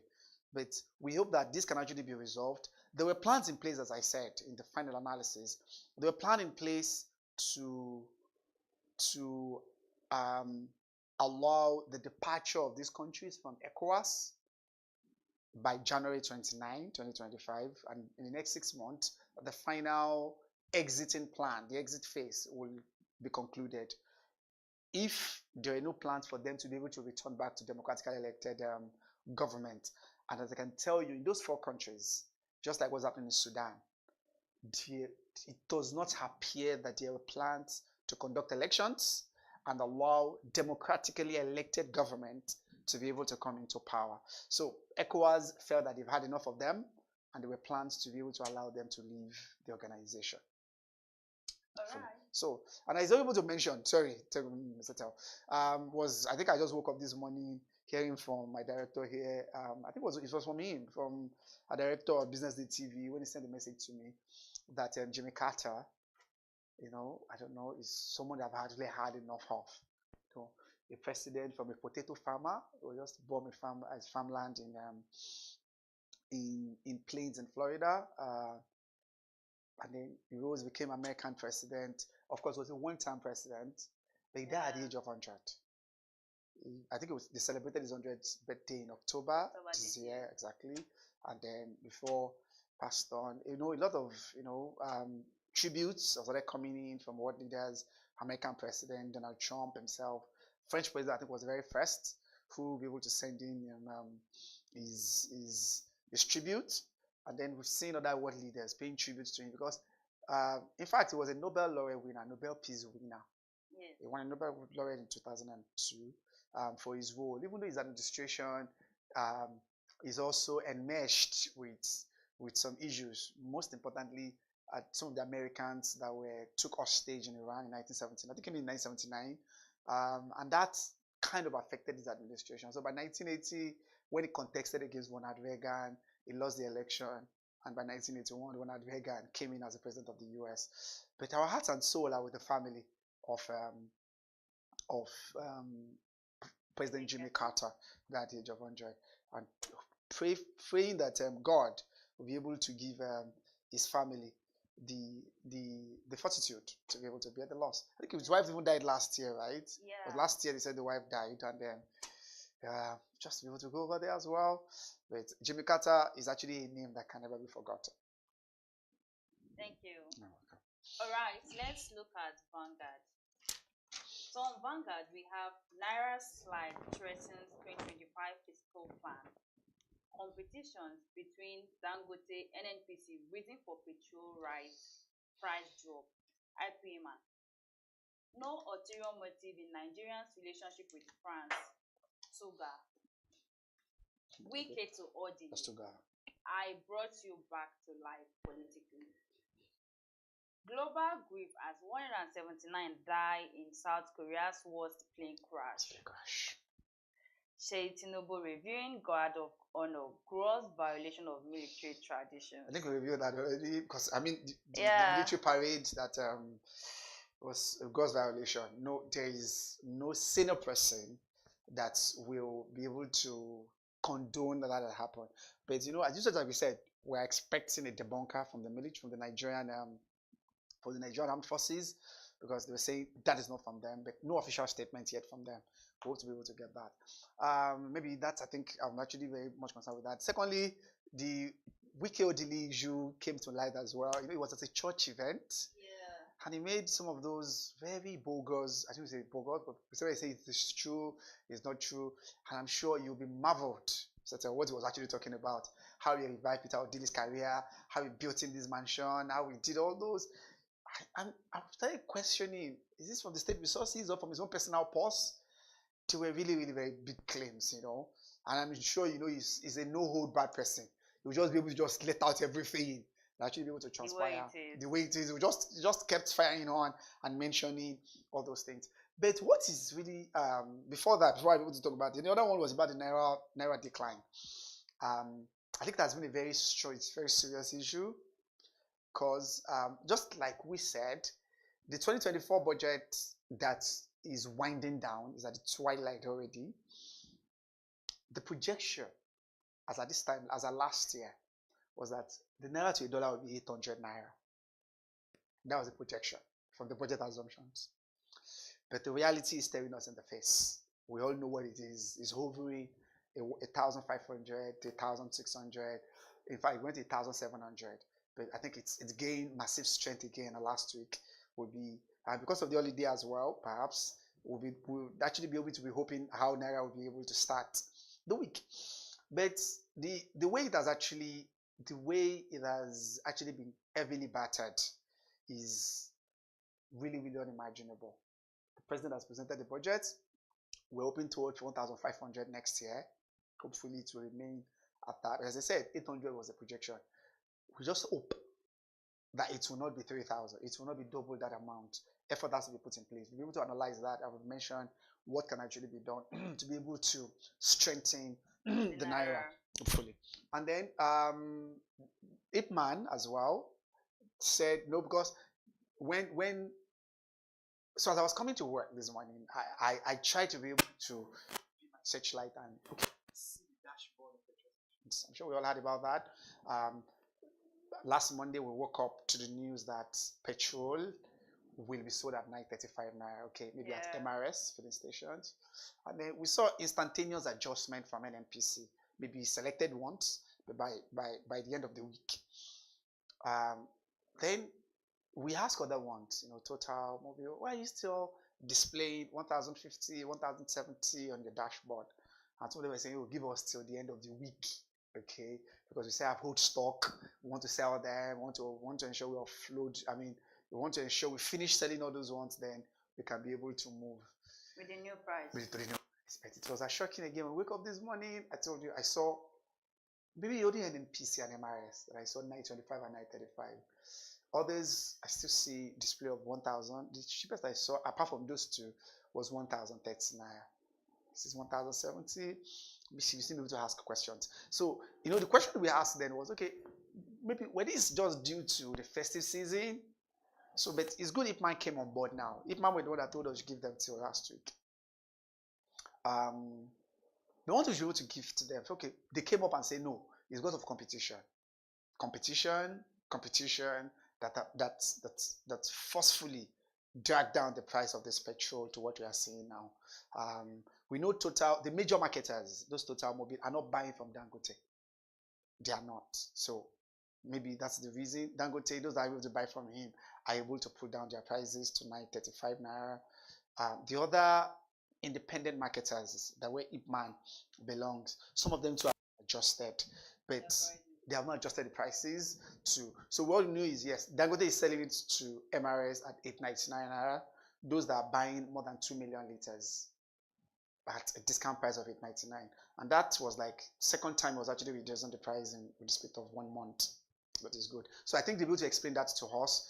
But by the time we get to January, starting by next week, we will know truly the cost of this reduction in price. Is it festive season, or is it truly the market dynamics or the market fundamentals that is actually bringing down the price? But most importantly, was what happened in South Korea. I mean, I think I woke up yesterday morning. It was a sad news. It was a very sad news, Mr. It was a very sad news. So, my question is still this Boeing 737 again. I don't know if you have heard about Boeing 737. It has actually been in the news for the wrongest of reasons you can see. I don't even know most of these major airlines. So this airline is called Jeju Airline. So I think it took off from Thailand, coming to they call it Muhan Airport in South Korea. And yeah, we're coming to South Korea. It was even on the runway. In fact, it has landed. You can imagine it has landed, just skid off the runway and then go and eat a building. It skid off the runway. So the timeline, I was trying to look at the timeline on BBC yesterday morning because they should have. So I think the report was around 1 a.m. or 2 a.m. our own time. But it was like around 8:35 or thereabout, their time in South Korea in the evening.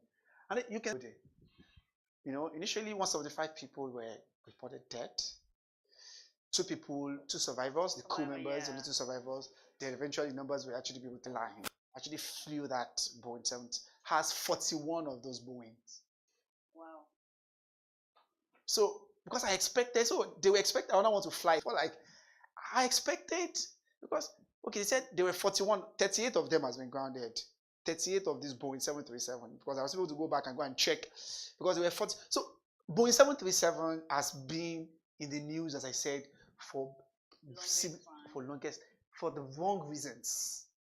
The Malta accident, the one that happened in Moldova at the time. In fact, we've had cases of that here in Nigeria. To those times of plane crash that we have, Boeing has actually been is a major in terms of manufacturing airplanes. These are the manufacturers. So I even expected that it would have been grounded before we had that Jeju airline, because there was a report this morning that the airline was about to fly another one as well this morning. So it was quite unbelievable when I heard that. So many nations in the world have started commiserating, sympathizing with the South Korean government over that, because in the last 1 week, South Korea has been in the news for a lot of issues. The martial law activated by their president, who was eventually impeached a day before Christmas. They have an acting president now before this sad incident, happened again. And don't forget as well, there was one that happened in Kazakhstan, the plane flying from Azerbaijan to Kazakhstan that crashed. Even though that one has actually been pinned on Russia. Russia, I think, mistaking it for an object that actually be able to fly in the air. I think they brought that one down. Virtually all the people on board and that one too died. Okay, some people survived in Kazakhstan before we heard about these news. Just 2 cases in the space of 1 week. We pray God will be able to give them the fortitude to be able to bear the loss. So 179 people, it's a very, very sad incident. And as just like said here, as you read there, Azerbaijan asked, if the other one that happened on I think that one happened over last weekend on Sunday as well. So Russia admitted, because the Russian president apologized to Azerbaijan. So the flight took off from Azerbaijan, was flying to Kazakhstan before it was eventually brought down, about to be able to land there. So I think the shooting was from Russia. There was actually a shooting. So they thought it's part of the Ukraine's air defense system.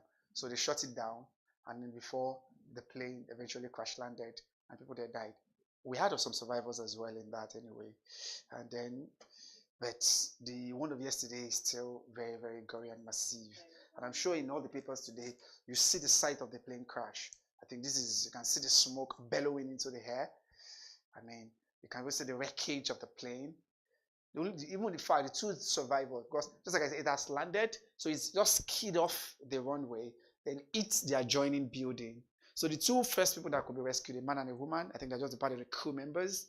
About nine crew members were there, but the others, they lost their lives. Family members were there this morning, waiting on the South Korean government to release their bodies. Bodies have not been released. The last time I checked, an hour ago before I came into the studio, they're still waiting fervently at the airport to release bodies of those, the bodies that could actually be recovered.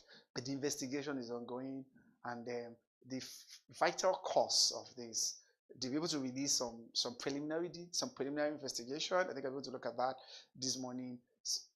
I mean, blow by blow account, account of what actually happened, how there was a bed, there was a mayday alarm from the plane to people at the towers, how the plane eventually landed, and how it skid off from the runway to be able to hit the adjoining building. So, I mean, on behalf of us at Business Day, I think our heart to also be able to sympathize with the South Korean government, and we pray that these should actually be the end of many tragic events, happening. All right, thank you. Finally, we look at Business Day. The big story on the front page says Nigeria, Egypt, top stock market with breaks 10 years return. Naira gain seen on renewed 15 billion yen swap deal. Citibank marks 40 years of excellence innovation in Nigeria. So, which of the stories caught your attention? I mean, maybe 2 of them. We on Thursday, on the Boxing Day, the $2 billion, 15 billion yuan that swap deal that Buhari signed. There was a deal we signed in 2021 with the Chinese government that will allow Naira to be exchanged directly for the Chinese currency. Because since the Chinese dominated our export and import basket, most of our export and import are actually done with, in that export basket, we traded more with them. So it is no-brainer to ensure that instead of having exchanging naira to a dollar, then dollar to yuan, and then having like an indirect exchange, why can't there be a direct swap, you know? So, and I think, you know, it was actually going on very well then. And a lot of analysts, observers, and economy watchers felt like that should be a very good move. So, but down the line, 4 years down the line, nobody knew what happens to that until the news surfaces again. And then we heard that it has actually been it's been renewed. The agreement has actually been revamped, and we're going to be able to see that taking effect from the first quarter of next year. That was actually so. A lot of analysts see that to actually be able to put maybe a little bit of a downward pressure on naira to dollar. So want to be able to have more currency in the basket. So the way the exchange rate basket work is that you have your currencies traded with other currencies in that basket. So the more currencies you have there, the more the pressure will be on, especially when you have major trading partners, the less will be the pressure on your own currency. So that's what analysts are expecting. I'm just thinking, and we are hoping that this will not just be a flash in the pan as well. There is going to be a sustained, because we needed it. China is a major trading partner, just like the US. We cannot be able to ignore that fact. So we needed to be able to have a direct naira-dollar swap.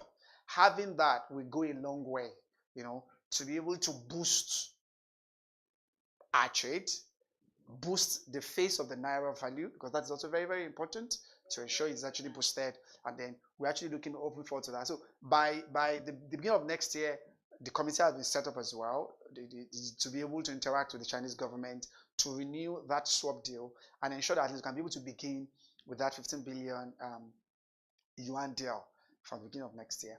Then I think the other one there could actually be the stock market performance. So because we've maintained a very very bullish rate, high interest rate. The Chinese government has maintained those bullish rates. So what has that done? It has attracted investors. I mean, when I say bullish rate is we've kept our interest rate a bit high. So by keeping it high, the resultant effect is that investors will be attracted, as we say. Even though it has its own downside. I mean, I think I've been able to mention that quite a whole lot. Because in the economic dynamics, we have the financial sector and we have the real sector. The financial sector is where we have investors, stock, shares, financial instrument more generally, and you trade in those. So Nigeria's stock and Egypt's stock, because these two countries tend to be able to maintain, because they are battling with inflation. So they are using that as an avenue to fight inflation on that side, and at the same time to be able to attract interest rate, to attract investors to be able to come in. So most of the dollar-denominated bonds, euro bonds that we sold, is actually being to be able to attract them with those rates. And given most of the advanced economies in the world reduced their rate. So it's fine, a no-brainer in that regard, to want to attract more dollars to be able to flow in here, raising the rate. But the question has actually been, most of these dollars have been hot money. They're just quick money looking for interest rates and take out your money. They are not really the productive capital that is needed to be able to stimulate the economy. So when you say hot money, is just like saying, oh, Ms. Ethel has, let's assume you just have $1,000, for example. I feel, oh, where is the highest interest rate? Is in Nigeria. I'm going to buy it for 60 days. Exactly. I'm going to just buy it at what interest rate? Oh, this high interest rate, and I buy and I pick out the money. So we needed the dollars to stay in the economy to have an impact. But if it's just an hot money where you just able to use it to just quickly make back-end hunters, take advantage of the interest rate and take out back your money, may not be able to make that impact on the economy. Maybe in the pocket of the investors that you feel like you're attracting anyway. And that's why, as much as possible, you're able to read in Vanguard about Naira losing those values. Because of that relationship. Because of most of these investors trying to take advantage of the interest rate and then taking back that particular money. So when this particular report here shows that eight major markets, trading markets that was actually watched: the Cote d'Ivoire market, Nigeria, Algeria market, Egypt, 30, South Africa, ASI. So the last 10 years, that they've actually issued, we have some of those returns. They've yielded a accumulated rate of about 351%. Wow. Can you imagine? 10-year bond, Nigerian government.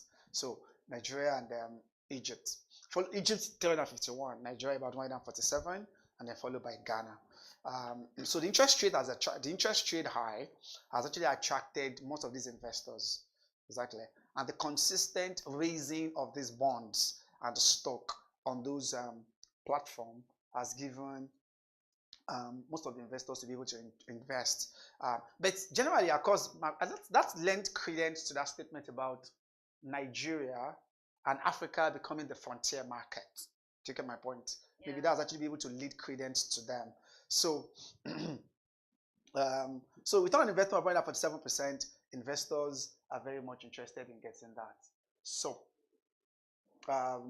maybe it's really important we look at that there. Yeah. So, leading credence to that. So, I think the report here by Mr. Hiyanyu Wachuku also be able to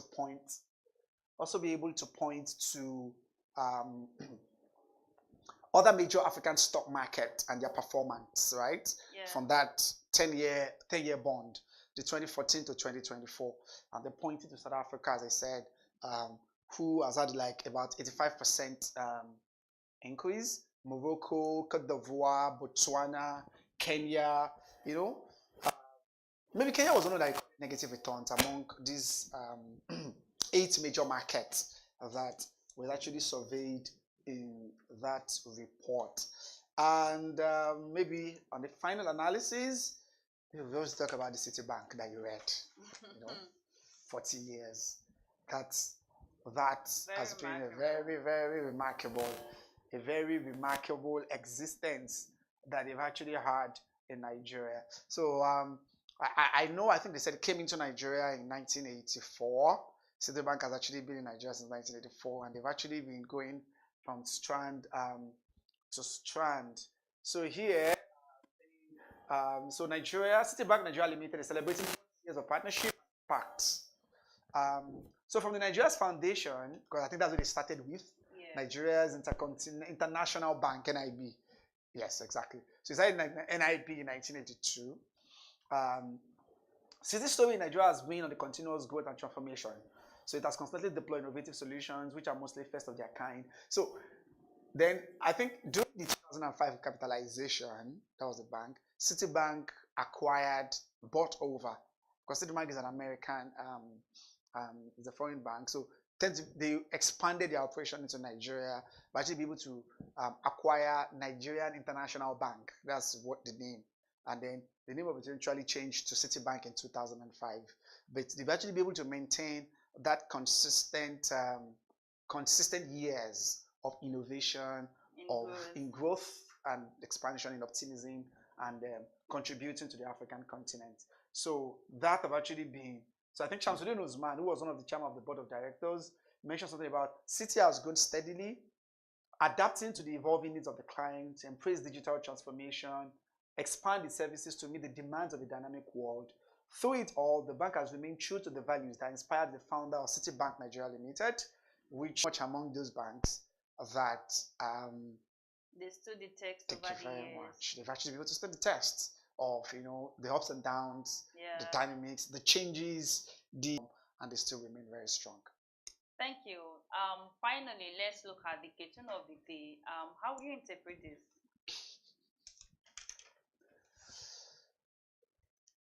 Okay, so I think I'm looking at our Business Day story here. Thank you. So I think it's back up now, right? Great. So tell me, who marked this script for you? Who marked this script for you? So you see a woman standing there and gave him, was actually addressing the Nigerian president, where there was like a test, a governance test, 18 months into the administration. And I think that's quite funny from our from Business Day cartoonist. And you hear what he said. So what I don't know if you look at that, the governance test read by the man, the president himself, said, I read this myself. And what was that? So complete this sentence. A hungry man is what? An angry man. This man said, the president said he's an happy man. Maybe he's a happy man. And I think it's quite funny anyway. So the president is still able to raise himself quite high. And he's still basking in that euphoria that, the policies have actually been working. Doing well. So as I was coming to work this morning, I think that's another thing that I did. And I tried to be able to look at the reform of this administration, 7 of them. And I look at 7 of those reforms. If I have the time, just quickly show them. So one, I see that the president introduced the reform petrol subsidy, right? Okay. How has that price gone up? Has it changed? Maybe petrol subsidy. Okay. 2, the president unified exchange rates. Okay. How has that been? Maybe we want to judge him on that. 3, the president, introduced electricity subsidy, removed electricity subsidy, and then started with this banding system. Electricity subsidy on education, and introduced NEL fund. And education, cost of university education now, university schools were overboard. Okay, I think impacted. I heard people saying, "Oh, I have benefited. I got the student loan. I got part of the stipend." Yeah, maybe the government did something around that. We need to be able to see when and how will they lead to prosperity. So, see, to prosperity. Yeah. When and how, and that's when. Because we need, I was actually telling the other colleague here, that's when now we should be able to move past that stage of saying, oh, we are still at the pregnancy stage. Supposed a pregnant mother will carry a pregnancy for 9 months. So that Nigeria is the case of a pregnant mother. I think by now we should be able to move past that stage. By now, that mother, that pregnant woman should have been delivered, should have been delivered of the baby. So by January now, we needed to actually start to be able to see some of the handwriting on the wall more tangibly, more effervescently, that yes, this is actually coming out evidently so that we're able to feel that. And that's why, so the president rating himself that he has done well, I'm sure a larger percent of Nigerians will argue in the negative, disagree with that, and maybe it's because when that script, the governance test came out, you know what it was there? Maybe an anger, maybe people that an hungry man is an happy man. Definitely not. So the president still needed to be able to do more because the kind of palliative system that pervades during this December break. You heard about the stampede in those states. That was just last week. As at this time last week, we're really in that particular pain. We're really in the sadness of those that lost their life as a result of going out to go and get 1 or 2 things that they're going to feed themselves with. That was before, you understand? And then by Monday, Tuesday, you'll be astounded as to the level at which people have turned to beggars. Yeah. Begging around. So it's really, really huge. I can tell you. And so we need to be able to see some reforms are necessary, they are needed, but maybe sequencing, sequencing of those things, timing, and the impact needed to become evident as like yesterday. You can be able to expect anything. So hopefully, he too has told us we're expecting the New Year's message of the president by January 1, and I'm sure it will also be riddled with a lot of promises. We're talking about promises that will translate into prosperity, hopefully. Thank you. We've come to the end of the review segment. Thank you, Mohammed, for your time with us. Thank you very much, Atel, for having me. Thank you. Up next in the BDTV Breakfast Show is documentary on the life of former U.S. President Jimmy Carter. And to end our breakfast show today is the BD Events Panamera, an expert from one of our past conference events. Thank you for watching.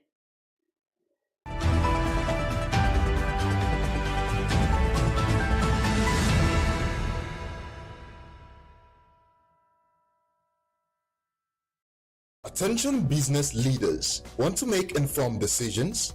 Join the ranks of the best with Premium Business Day. Access in-depth analysis and expert opinions to stay ahead. Subscribe now at premium.businessday.ng and unlock premium content. Plus, you get 50% off your first subscription. Don't miss out. Make smarter choices and seize new opportunities. Sign up now and elevate your business game. Visit premium.businessday.ng today. Welcome to the Real Talk with Pam podcast, where authenticity meets conversations. I'd had 2 lumpectomy surgeries. I'd had 9 months of chemotherapy, 12 months of Herceptin. I had 4 rounds of radiotherapy. Wow. And to God be the glory, we're now, 2014? So I've been all clear for 13 years. There are certain times that I have disciplined my children, and they don't know this, but if they see this podcast, they'll know, and gone back into my room and wept. Because when you punish them or when you withhold certain privileges, you are actually loving them.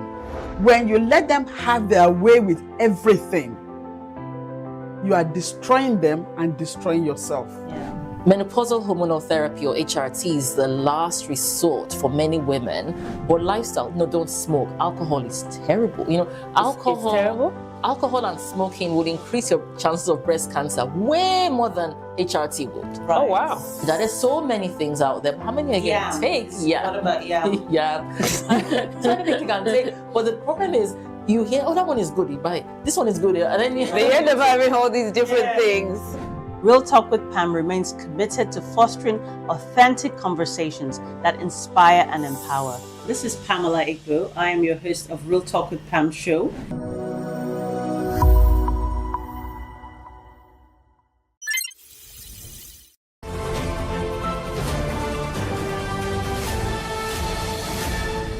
You are watching Business Day Television.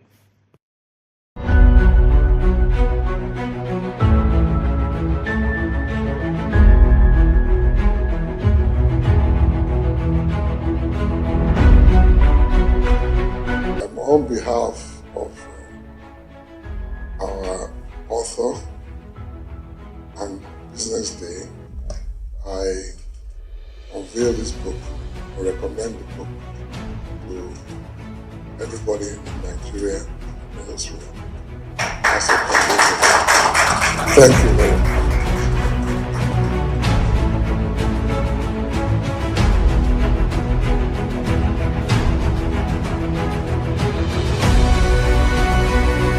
I want to congratulate you, Femi, for putting this together.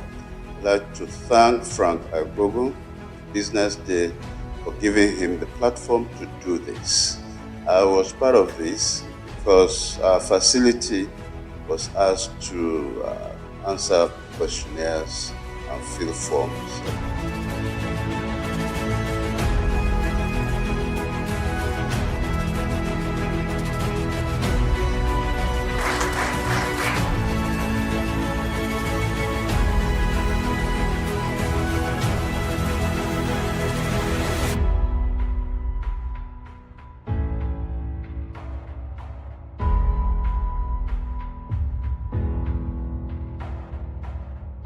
There's a ferment in the Nigerian healthcare system. There are a lot of challenges, but there are also a lot of opportunities. And then the fact that the private sector is beginning now to take its rightful place. It's not now being seen as a competitor of government, but is beginning to occupy to create a larger footprint within healthcare itself, in terms of funding, in terms of direct service provision, in terms of even creating the aspirations, and in terms of supplying the personnel. And that is how it should be. We are developing a customized health service, on both the supply side and the demand side, that should be fit for purpose in an environment. The supply side is moving fast, but without looking at the demand side and facilitating it, that is the access of the people who need to use the services. There's only so far they can go, or they'll be making investments that cannot be returned in the foreseeable future, and that is not right. People talk nowadays about patient capital. no matter how patient the capital is, that is waiting for a long time to get returns, those returns must be built into the system. That means somebody must be paying equitable amounts of money for the service that is being rendered. It doesn't have to be the person who uses the service. In fact, our aspiration is that it should be the people who are paying out of pocket should be reduced to like a 0% within the context of Nigeria, and yet everybody who needs that service should be able to get it.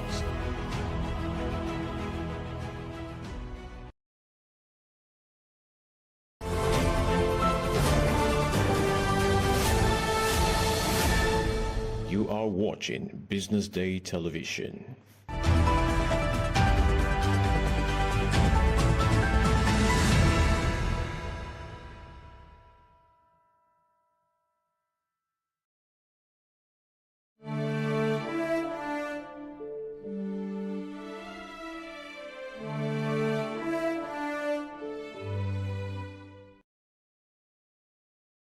Hello, the world is pausing to remember the life and legacy of former President Jimmy Carter. The longest living president died peacefully Sunday at his home in Plains, Georgia, surrounded by his family. He was 100 years old. The Carter Center announced his death just after 4 o'clock, honoring the former president's, quote, long life of selfless service that left a lasting mark on the world. Condolences pouring in for the 39th president, from President Joe Biden to the King Center and beyond. And we are honoring the former president with a look back on his life, his legacy, and the impact on this nation.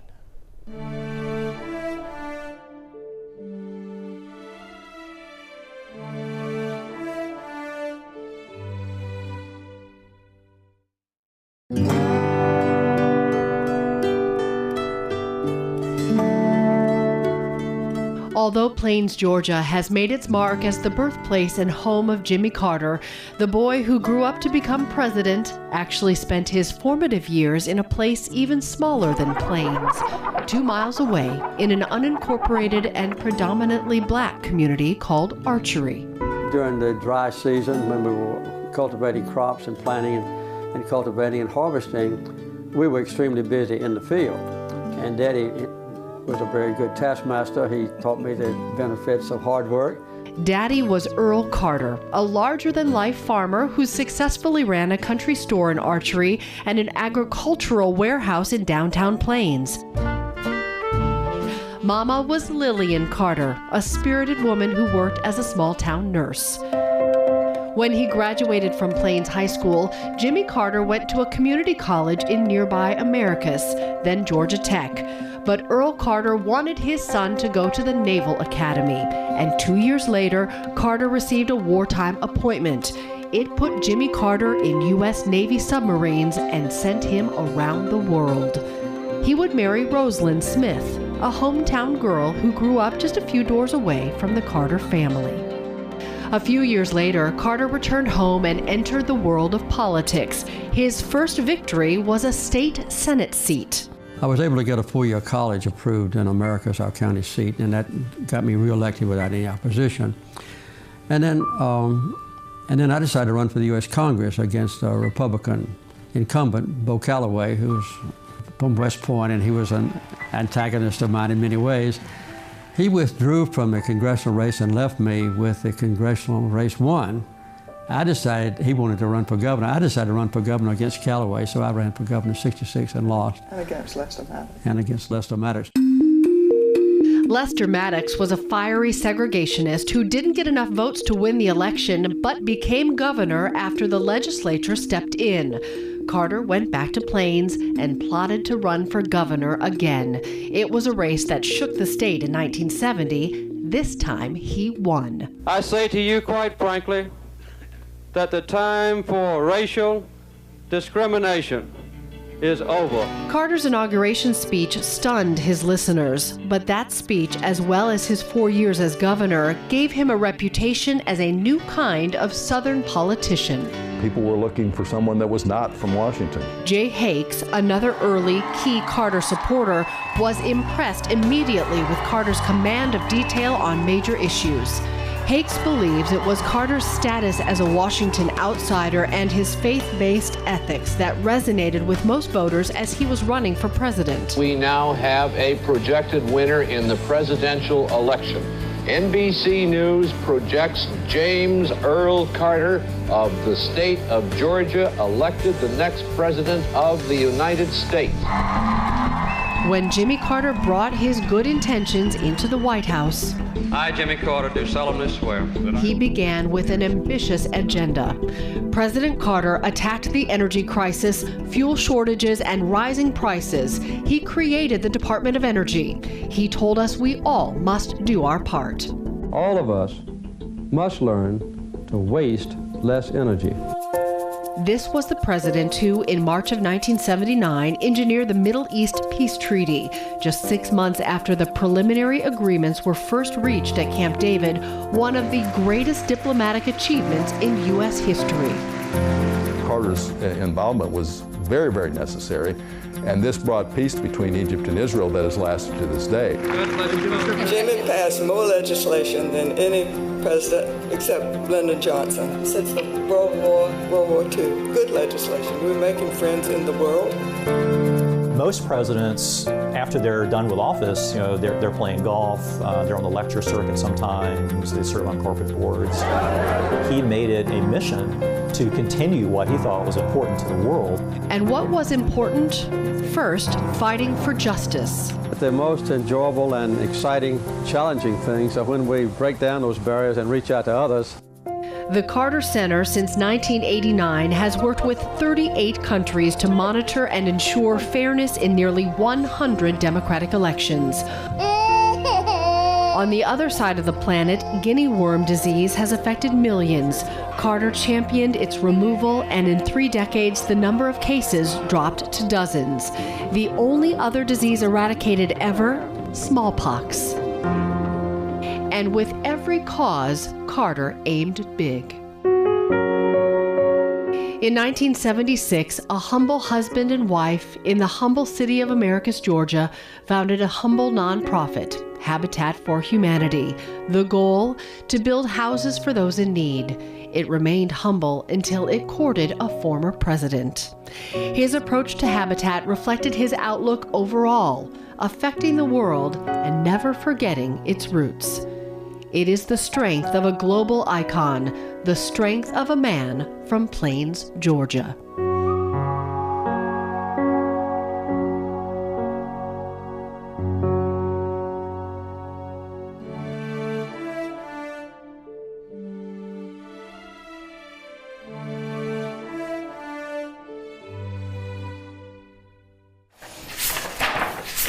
Yearbook pages full of alumni who etched their way into the country's history. Miller, McKinney, Flanagan. And former President Jimmy Carter. There were a number of people who were very close friends with Jimmy Carter. A lot of them worked on his administration. And so a very cohesive class. Eileen Marusic serves as secretary for the class of 47, collecting and documenting the stories of the men she calls her 47 heart. She took over after her father, Larry Marusic, who also graduated then, passed away. The best part about taking this was that I was able to channel my dad because they lived the same military experience he lived. And as I see them passing away, it's been joyful, but it's sad. The ones left living, all at least in their late 90s. Some still remember the midshipman who would go on to be the 39th president of the United States, like class president Jack Stevens, who was in the same cutter crew as Jimmy Carter. A cutter's a type of boat. And people ask, well, how was he? Well, he was absolutely non-demanding. Of course, he hadn't been president at that time either, but he was easy to get along with, a neat wife. Joe Flanagan, who wrestled at the academy and served in the Navy for years, remembers taking classes with Jimmy Carter. He was always a straight shooter, and I enjoyed his company. A lot smarter than I was in math and the sciences, but I was way ahead of him in English and literature. He also worked on Carter's presidential campaign as did Bob McKinney, who didn't get to know the future president and his wife Rosalind until after graduation. Jimmy Carter asked him to serve as chairman of the Federal Home Loan Bank Board when he was elected president. They're wonderful people. McKinney and his wife even traveled with the Carters to China. He wore the hell out of you. He was a very active guy. He swam every morning, so that's what kept him healthy. And he gave 3 talks a day while he was over there. And he wore me out just following him around. From sea to presidency, Academy alums have long been Carter's crewmates. I feel like it's been an honor to know these men. An honor to share these pages with each other and Jimmy Carter.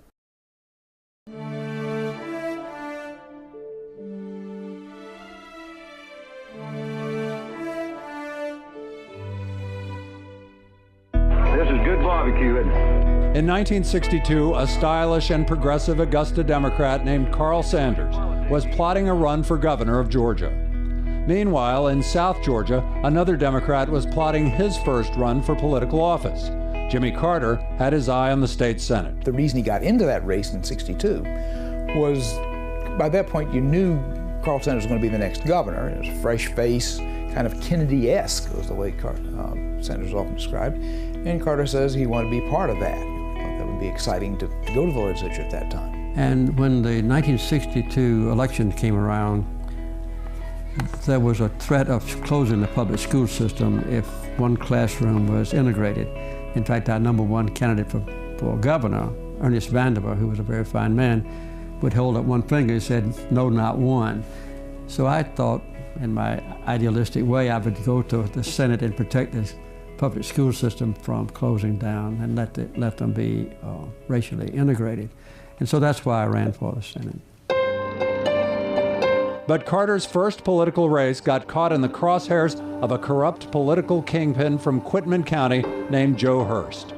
Hearst backed Homer Moore, Carter's opponent. And when the ballots came back from Quitman County, Carter appeared to lose the election. This boss in Quitman County, and Georgia still had a number of counties where boss controlled them, had packed the ballot box.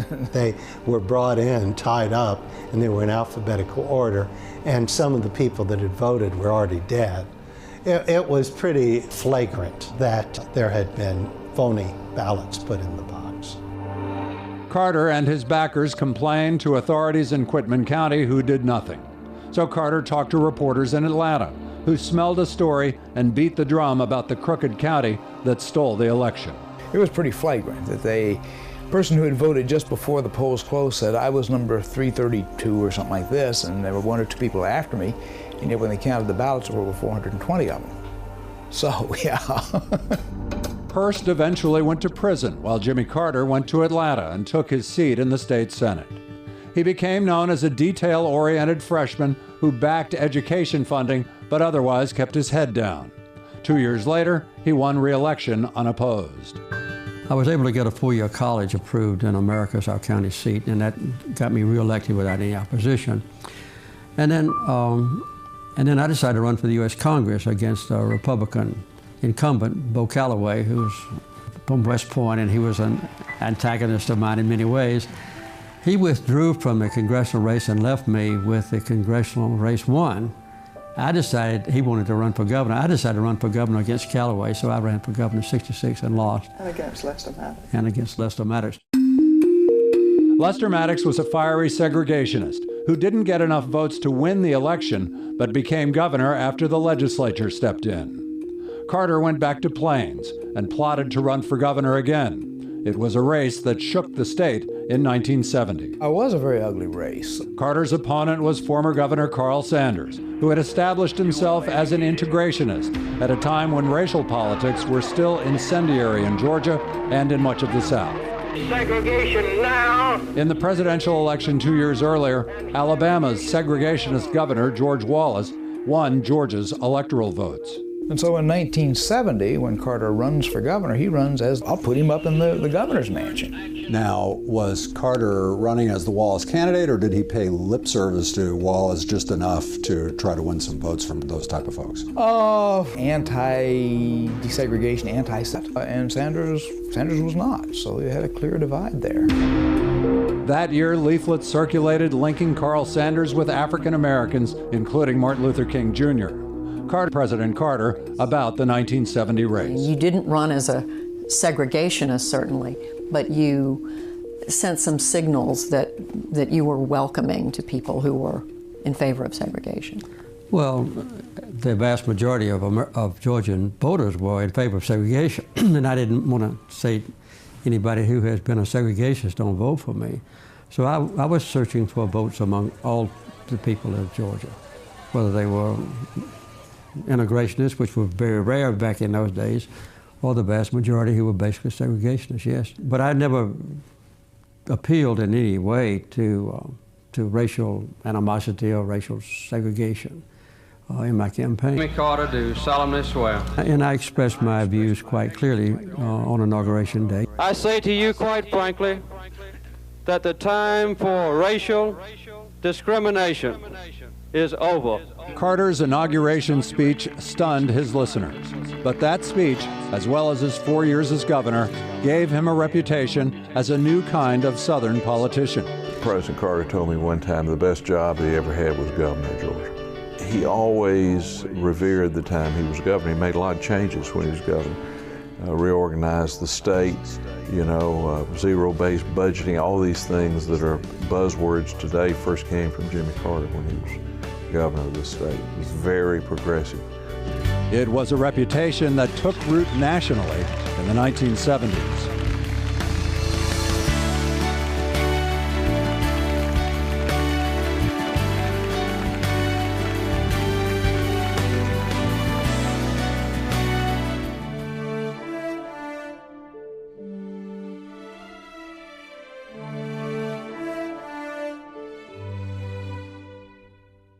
Jimmy Carter is as much defined by his later years when he became a global icon. I think he redefined a post-presidency in a fundamental way. There's no question that his post-presidency has been enormously successful in a way that you could never say about the period that he was president.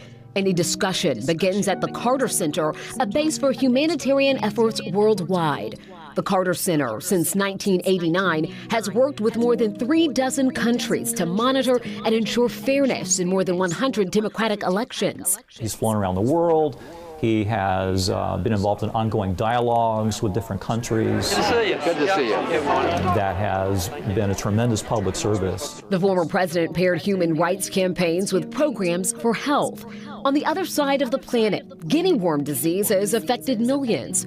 Carter championed its removal, and in 3 decades, the number of cases has dropped to less than 5. We believe that we now have assurance of enough funds to completely eradicate the disease from the face of the earth. The Carter Center has also made efforts against river blindness, trachoma, and a host of ailments affecting every continent. In 2002, that work was recognized with the Nobel Peace Prize. We will not learn how to live together in peace by killing each other's children. In 1976, a humble husband and wife in the humble city of Americus, Georgia, founded a humble nonprofit, Habitat for Humanity. The goal, to build houses for those in need. It remained humble until it courted a former president. I'm not sure you or anyone else would have heard of Habitat if it had not been for the Carters getting involved in 1984. His approach to Habitat reflects his outlook overall, affecting the world, but never forgetting its roots.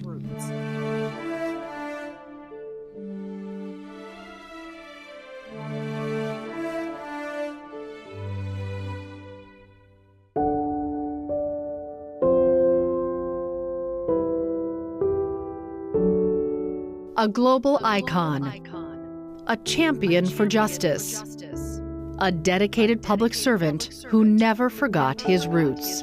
You know, I've had a wonderful life. I've had thousands of friends, and I've had an exciting and adventurous and gratifying existence. James Earl Carter Jr. was born in Plains, Georgia in 1924. When he graduated from Plains High School, Carter went to a community college before joining the U.S. Naval Academy. And 2 years later, he received a wartime appointment serving on Navy submarines around the world. But Carter's heart was in his home state, and his love was in his hometown. In 1946, he married Rosalind Smith, a young woman who grew up just a few doors down from the Carter family. The best thing that ever happened to me was marrying Rosalind. After serving in the Navy, Carter went back to Georgia and entered the world of politics. First, a victory in the state Senate, then a U.S. congressional race. He lost his first campaign for governor, but not the second time. I promise you my best. I ask of you your best. In 1970, Carter was elected Georgia governor, and the next 4 years gave him a reputation as a new kind of Southern politician. NBC News projects James Earl Carter of the state of Georgia elected the next president of the United States. A reputation that helped propel him into the Oval Office. I told you I didn't intend to lose. 1976, President-elect Jimmy Carter. We must act now, together, to devise and to implement a comprehensive national energy plan. He began with an ambitious agenda. President Carter attacked the energy crisis, fuel shortages, and rising prices. He created the Department of Energy, and in 1979, engineered the Camp David Accords, bringing peace to the Middle East, one of the greatest diplomatic achievements in U.S. history. During the past 30 years have waged peace. The 1980s have been born in turmoil. Later that year, though, the most profound crisis of Carter's presidency. Economic sanctions, and we have broken diplomatic relations with Iran. The ordeal lasted 444 days. It ended hours after dedication to public service and public good continued. How many of your staff? Since 1989, the Carter Center has worked with 38 countries to monitor and ensure fairness in nearly 100 democratic elections. He's helped to eradicate disease. It's a very gratifying and heartbreaking, but also heartwarming experience. And well into his 90s, humbly helped build homes for those in need with Habitat for Humanity. I think I have been as blessed as any human being in the world. The office of President of the United States. Become the President of the United States of America and Governor of Georgia and work at the Carter Center and a big and growing family and thousands of friends. So I've had everything's been a blessing for me. President Jimmy Carter, a global icon, a champion for justice, a dedicated public servant who never forgot his roots.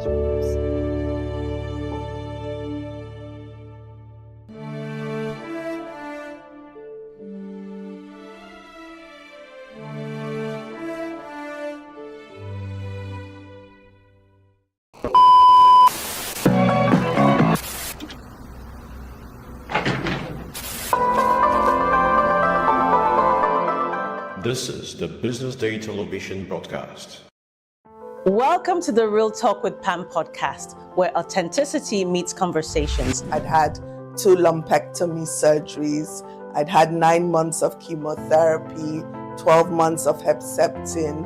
I had 4 rounds of radiotherapy. Wow. And to God be the glory, we're now, 2014, so I've been all clear for 13 years. There are certain times that I have disciplined my children and they don't know this, but if they see this podcast, they'll know, and gone back into my room and wept. Because when you punish them or when you withhold certain privileges, you are actually loving them. When you let them have their way with everything, you are destroying them and destroying yourself. Menopausal hormonal therapy, or HRT, is the last resort for many women. But lifestyle, no, don't smoke. Alcohol is terrible. You know, alcohol. It's terrible? Alcohol and smoking would increase your chances of breast cancer way more than HRT would. Right. Oh, wow. There's so many things out there. How many are you going to take? Yeah. What about Yeah. So many things you can take. But the problem is, you hear, oh, that one is good, you buy it. This one is good, and then you They end up having all these different things. Real Talk with Pam remains committed to fostering authentic conversations that inspire and empower. This is Pamela Igbo. I am your host of Real Talk with Pam show.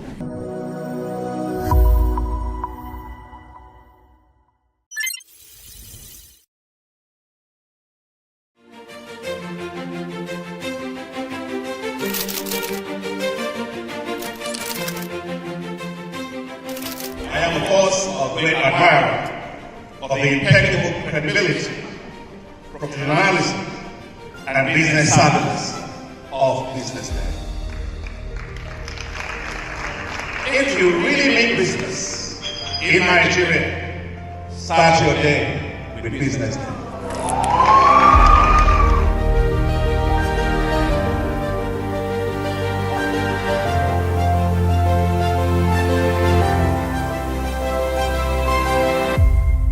BusinessDay is West Africa's leading provider of business intelligence and information, delivering premium content across diversified media platforms, including online, mobile, and print. Since its inception in 2001 with a weekly newspaper production, BusinessDay has expanded its reach to provide exclusive content accessible through print, mobile, and online channels. Our premium offerings are further enriched with syndicated content from esteemed sources like the Financial Times, The Economist, and the Harvard Business Review. At BusinessDay, our mission is clear: to be the foremost provider of business and financial content, empowering readers to make informed decisions in Nigeria and Africa.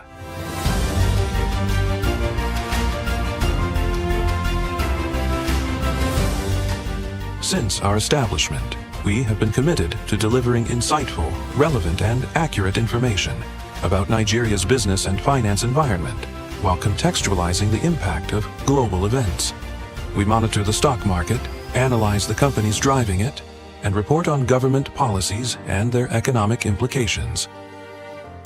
For being consistent in organizing these CEO forums for almost the last 14 years, I think this was a commendation, and I think something that will encourage them to continue. From decoding market trends to dissecting economic shifts, we offer actionable investment ideas and serve as a compass for decision makers navigating complexity. Beyond headlines, BusinessDay fosters discussions on critical economic issues through impactful conferences and events. These platforms bring industry leaders together to share narratives that drive innovation and spark meaningful dialogues. Our events galvanize connections, bridging the gap between inspiration and achievement. For businesses seeking visibility, our strong digital presence offers unparalleled opportunities, with millions of followers across social media and a dynamic website attracting visitors from within and outside Nigeria. BusinessDay is the ideal platform to boost visibility for your products and services.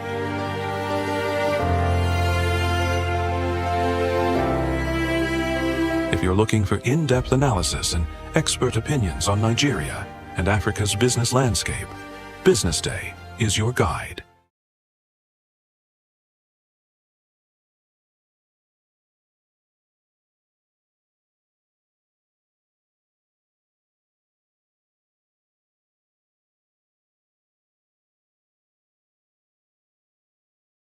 In an increasingly changing and uncertain economy, how informed are you on the government policies, shifts in the business environment, or investment opportunities? At BusinessDay, we don't just inform you, we empower with intelligent insights and analysis that keeps you ahead of the competition and well-positioned to take advantage of opportunities whenever they arise.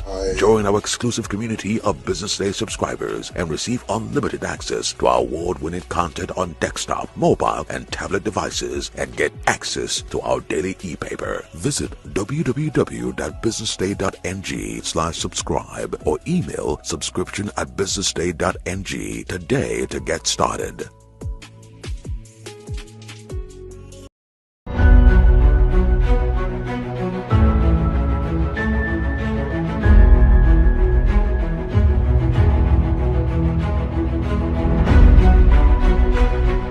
On behalf of our author and BusinessDay, I unveil this book, I recommend the book to everybody in Nigeria and elsewhere. Thank you very much.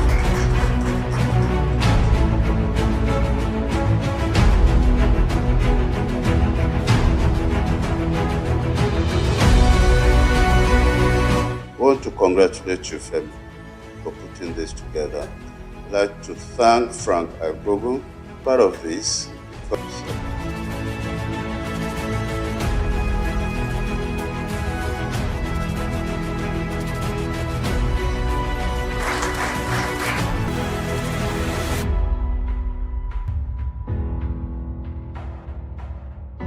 There's a ferment in the Nigerian healthcare system. There are a lot of challenges, but there are also a lot of opportunities. And then the fact that the private sector is beginning now to take its rightful place. It's not now being seen as a competitor of government, but is beginning to occupy to create a larger footprint within healthcare itself in terms of funding, in terms of direct service provision, in terms of even creating the aspirations, and in terms of supplying the personnel. And that is how it should be. We are developing a customized health service, on both the supply side and the demand side, that should be fit for purpose in an environment. The supply side is moving fast, but without looking at the demand side and facilitating it, that is the access of the people who need to use the services. There's only so far they can go, or they'll be making investments that cannot be returned in the foreseeable future, and that is not right. People talk nowadays about patient capital. No matter how patient the capital is, that is waiting for a long time to get returns, those returns must be built into the system. That means somebody must be paying equitable amounts of money for the service that is being rendered. It doesn't have used to like a 0% within the context of Nigeria, and yet everybody who needs that service should be able to get it.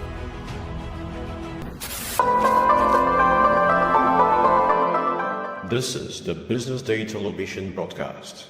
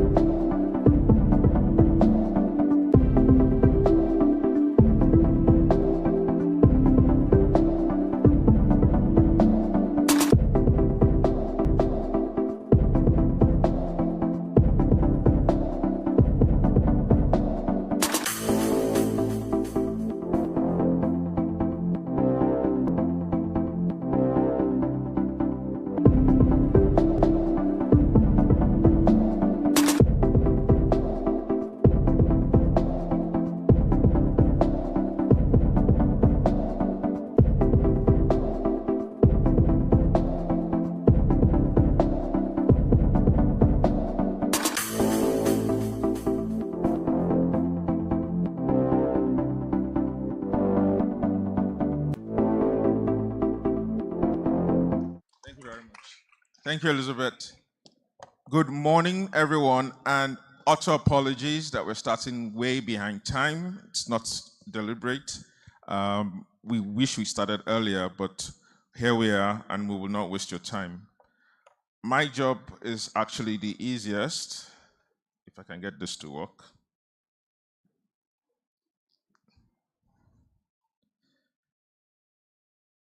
Nah. Technology, when you don't want it. Okay, here we go.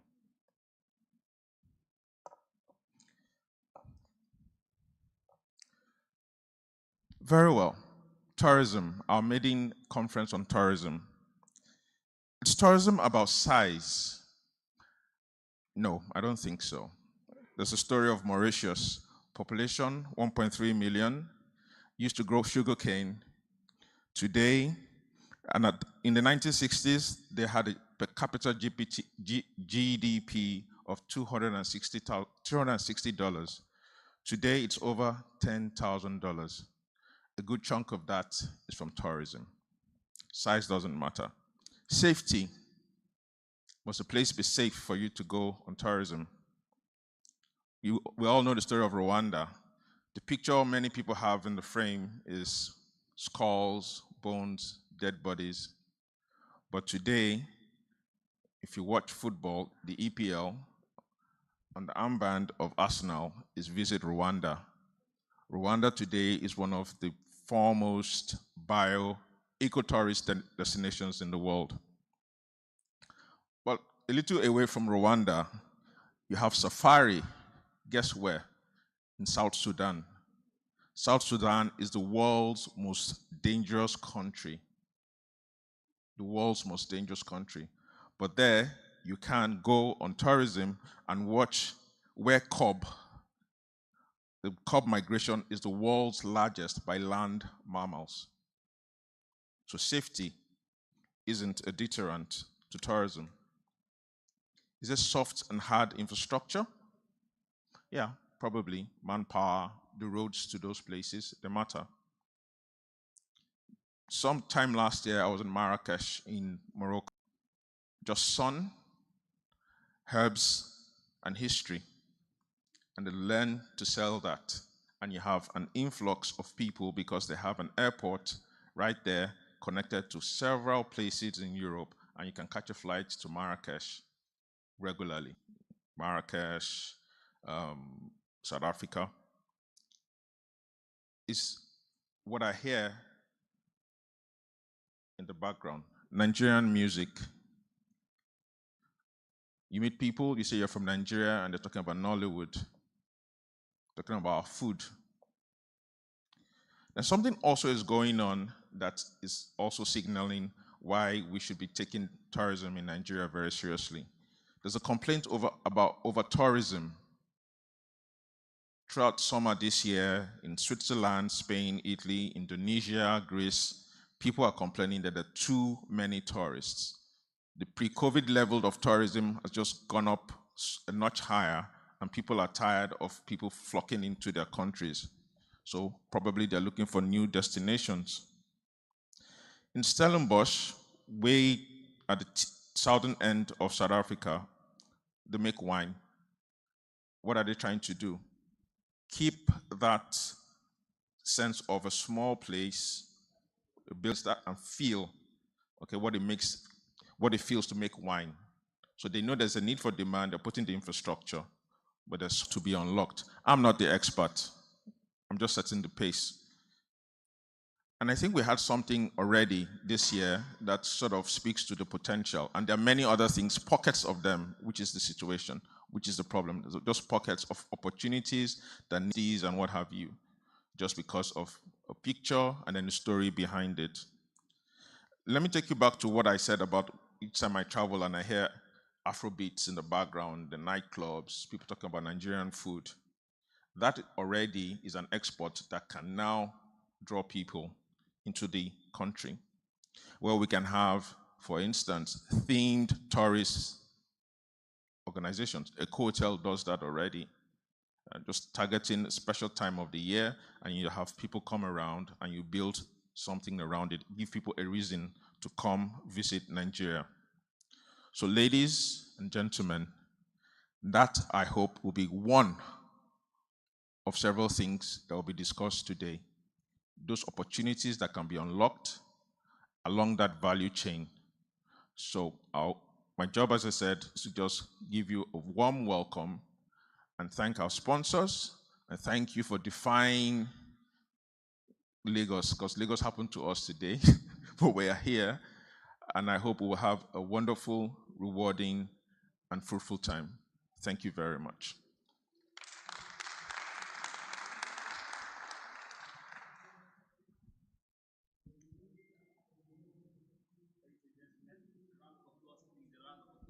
Was a welcome intro by one and only editor of Business Day. Thank you so much. Thank you so much for that very warm intro. Ladies and gentlemen, let me tell you that we also have here with us, seated, just in case you haven't noticed, that we have the Honorable Minister of Tourism here with us here, ably represented. Ably represented by a very handsome, I won't say young right now, let me just say a very handsome man. A very handsome man. So ladies and gentlemen, in a few moments, we're going to have him come on stage and tell us exactly the position of the federal government as regards the potential of tourism in Nigeria, what the federal government is doing, and what collaborative efforts they will be exploring to ensure that domestic and inbound tourism in Nigeria, the word here is skyrocket. We skyrocket, we take it to the rocket, to the skies, actually. Earlier this year in May, I was at the African Tourism Forum in Egypt. And one of the first things that I noticed was how much attention the Egyptian government paid to tourism. Now, a lot of us growing up, even people that were born before me, we've all heard about the pyramids and we've seen movies about it. And they capitalize on that. But then it's not just only about the pyramids. They created a separate section of their land just to entertain tourism. They call it Sharm el-Sheikh. It has an international airport. It has an airfield where you can just fly to. Just like our editor here said, we have to start exploring strategies on how we can get it to grow here in Nigeria. The tourist destinations outside of Nigeria are getting filled with people, and we have to make plans for those persons to start exploring tourism in Nigeria. Ladies and gentlemen, without further ado, you have to say without further ado. It's your language, you have to use it now. All right, without any further ado, we will be going straight to a presentation by the Director of Sales and Marketing at Eco Hotel and Suites, which we are in at the moment. She's a very fantastic woman. I met her last week and she's amazing. But I'm just going to be doing quick introductions before she comes up for a presentation. So just give me a second while I do that. So for a brief presentation, we have the Director of Sales and Marketing at Eco Hotel and Suite, Dr. Iyaduni Atinuke Gbadebo. She will be giving us a brief presentation, and we're looking forward to that. So please put your hands together as she comes up for a presentation. Thank you. Ladies and gentlemen, your hands together.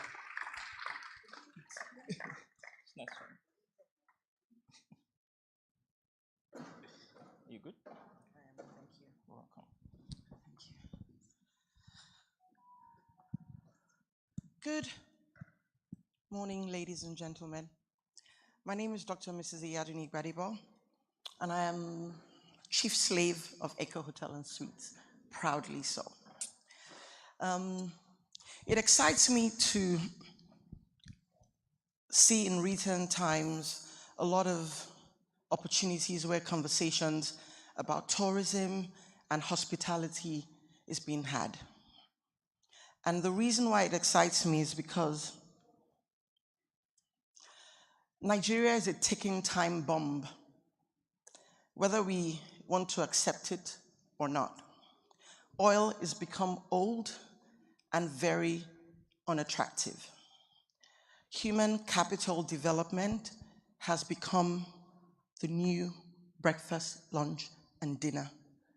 And we have to start thinking out of the box. We have to start ensuring that we are not constantly blaming our poor harvest on witchcraft. We have to see everything that we flourish as a people, as an opportunity to tell a positive story about Nigeria, about Nigerians, and about what we can collectively achieve as a people.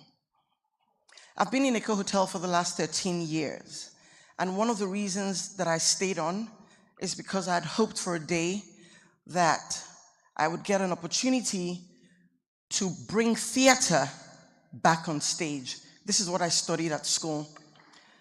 There haven't been many opportunities, and I recently heard about the National Theatre being refurbished, and it just brings a lot of excitement because I remember having one of our exams in the National Theatre about 20 years ago, and the entire place smelled of pee.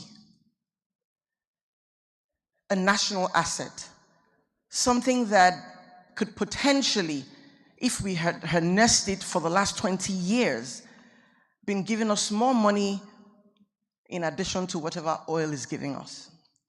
Our people, good and bad. Today, it is more expensive for you to hire a Nigerian music artist than it is to hire an American music artist. Davido costs more than Wyclef to hire for a show.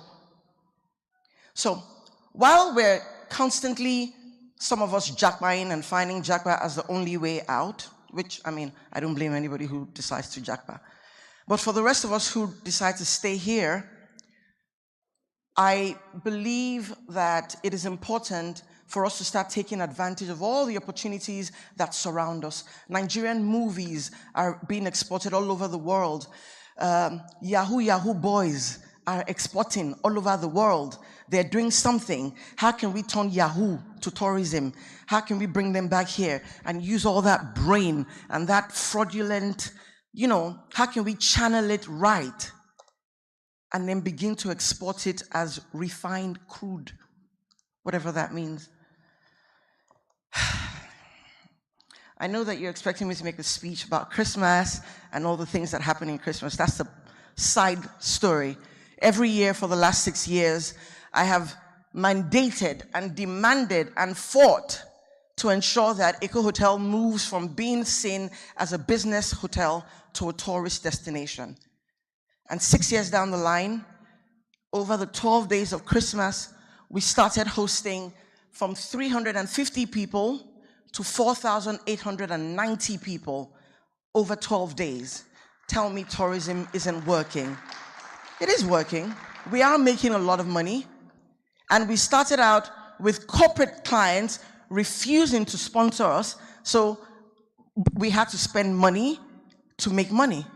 Today, corporate clients are begging, are wanting to be headline sponsors of something that we trademarked 6 years ago called Tropical Christmas Wonderland.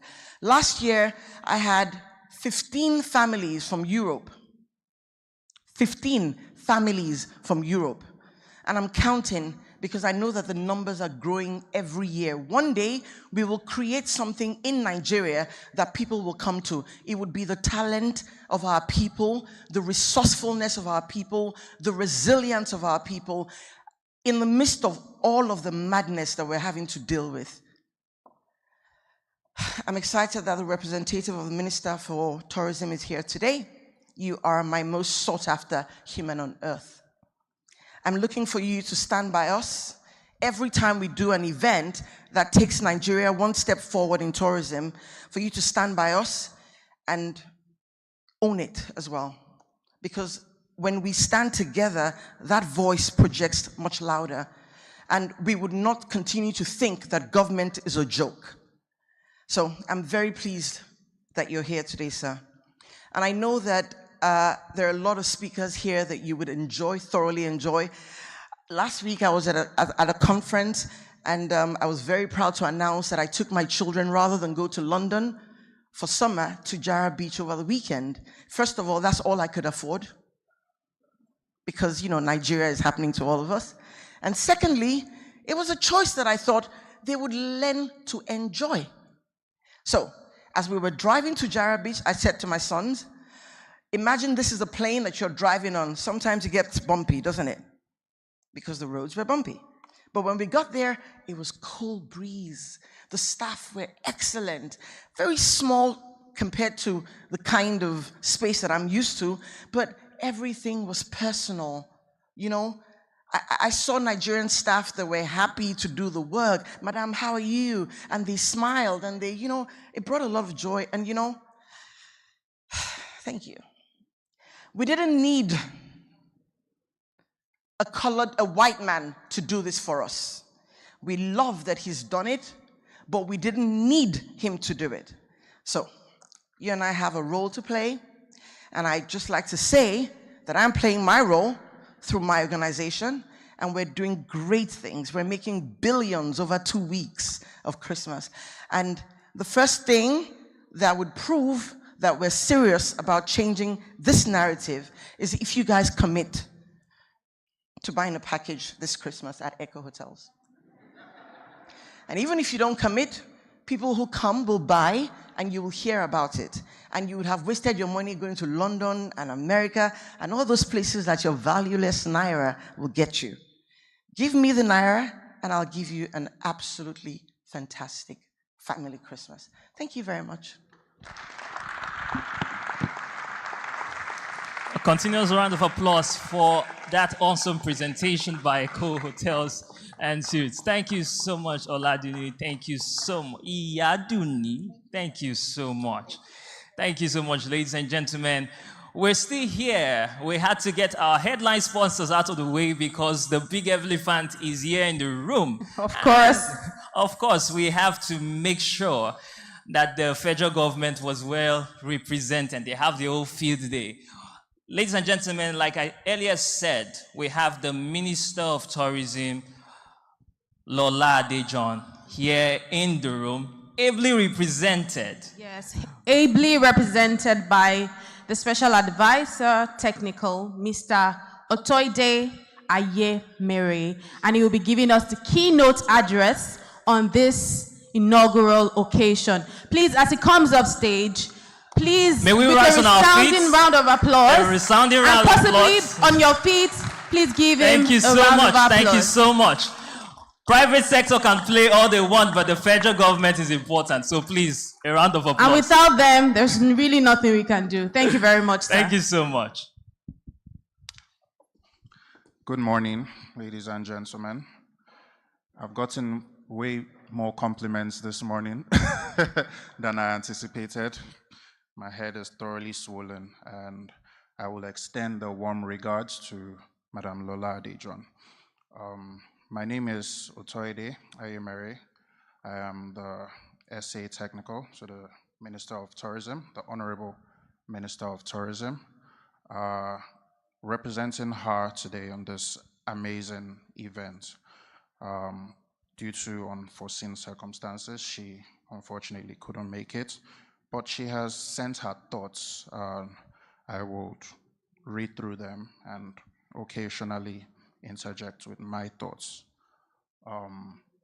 Before I go into the keynotes that she has presented, I'd like to emphasize or respond to what the beautiful lady from Echo Hotel said. The government is here to stand with you. We would be extremely honored to partner with your event, as we're doing with a lot of events that are going on. That has been one of the strong mandates, to actually lend our voice, to amplify the voices of what everybody is doing in the tourism space, because we are not really going to be the ones organizing all of the events. We're not the ones creating all of these experiences. But as And as the government, we would, amplify your voices and shout it. And we are proud of it. We're proud of all the work that you have done. And yeah, we will definitely engage for the Christmas event.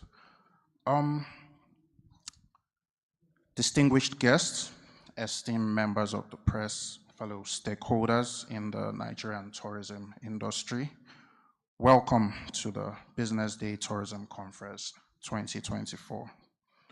We gather today not just to discuss and talk, but to forge a path forward for our nation's tourism sector. There has been lots of gatherings like this where we have spoken. I even joked with Mark that, yeah, another event. But hopefully from this, we can actually look to take decisive actions that would move the needle in our tourism space. Nigeria stands at a crossroads. Our land booms with untapped tourism assets, loads of tourism assets. Yet for too long, these wonders have remained hidden gems, known to few, both within and beyond our borders. The time for change is now. In 2022, tourism contributed 3.65%, about $17.3 billion, to Nigeria's GDP. We can do way, way better. Way, way better. Comparing this to 7.5% for France, one of the world's top destinations. Now, this gap, it presents opportunity. It highlights the immense growth potential. A lot of people are investing their monies in many other ventures. You highlighted crude. We really shouldn't be struggling to find investment for tourism projects at this point. It's literally a no-brainer. We have the people, both internally and externally, that are interested in so many aspects of what it is to be Nigerian. You highlighted our music, enjoyed all over the world. I've been to about 40 plus countries, and there's not one place that I have been to that I haven't heard Afrobeats. Our fashion, loved all around the world. So investment in our tourism assets should be a no-brainer. You spoke about why did it have to be Mark, a white guy, coming in to build a resort in Nigeria? That struck a chord. We're happy you did, but it's a clarion call to a lot of you, to everybody out there. Put your money in Nigerian tourism.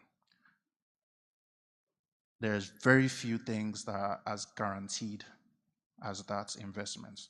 I'm very happy with your case study. From 300, just about 300 guests to thousands of guests in a 12-day period. 12 days, raking in billions of dollars. Was that billions of dollars or billions of naira? We would get to billions of dollars.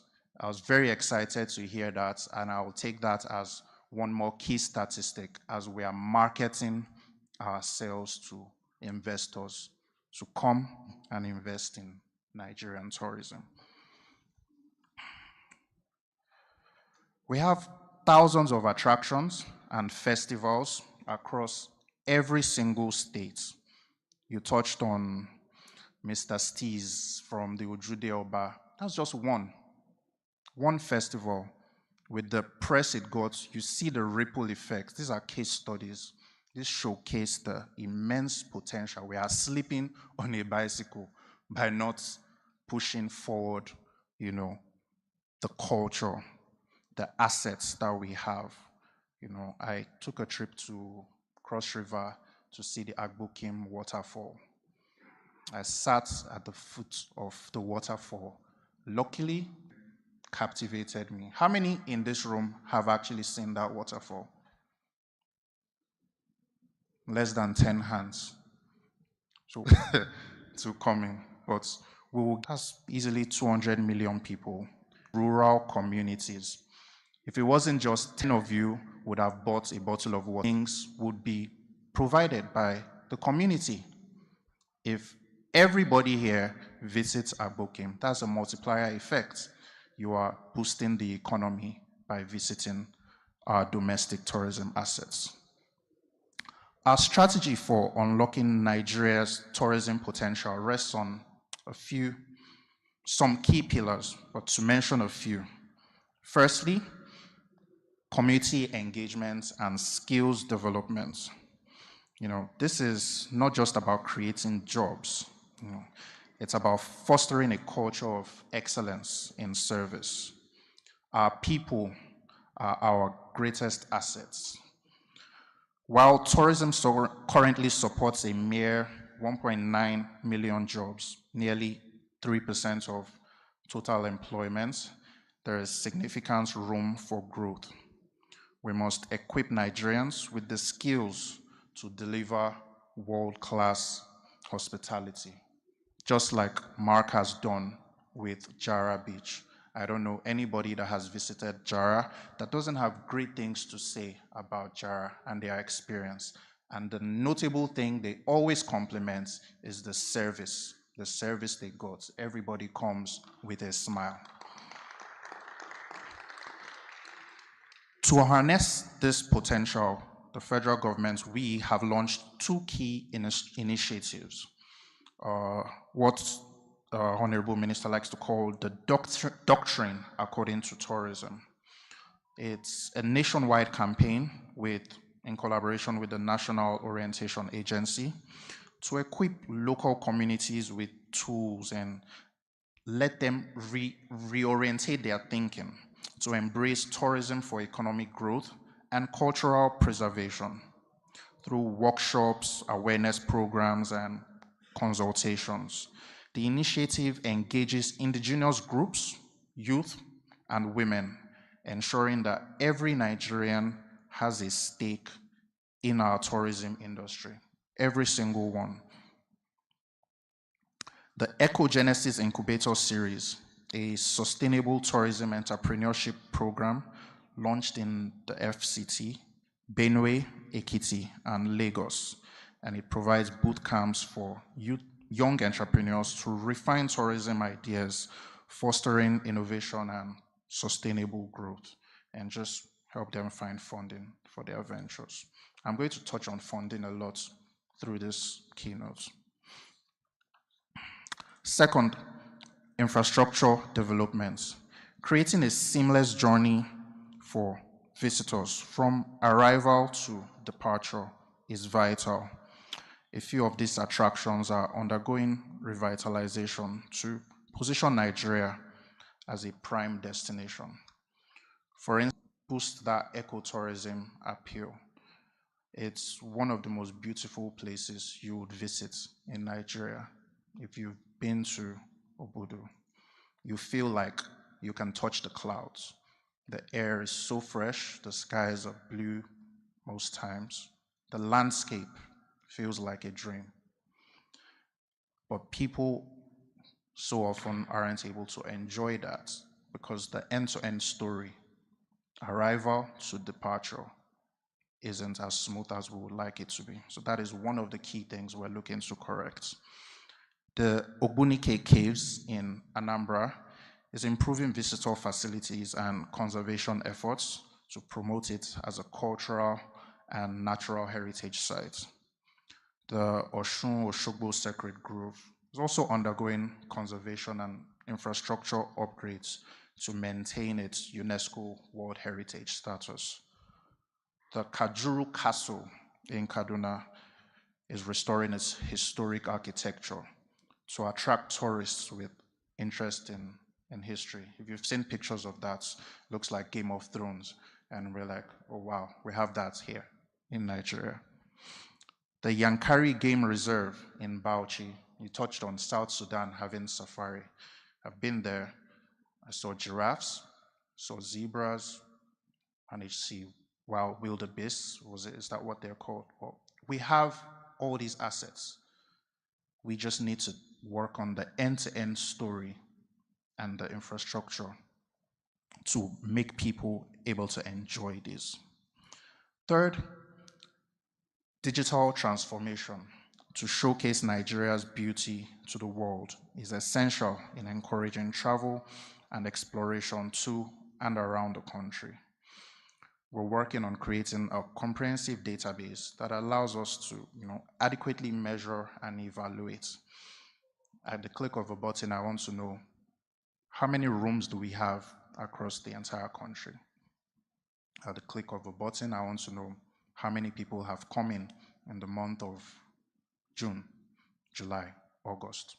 That way, we can actually even measure the effect of the investment and everything we're doing to boost the tourism industry. We're working on creating virtual tours of our heritage sites. Go online, see what we have, let it strike your interest, and then come and experience it in person. Working on mobile apps and travel guides to guide visitors through our bustling markets and landscapes and all the essential sites. We would bring Nigeria into the digital age of tourism. However, very importantly, government action alone is not enough.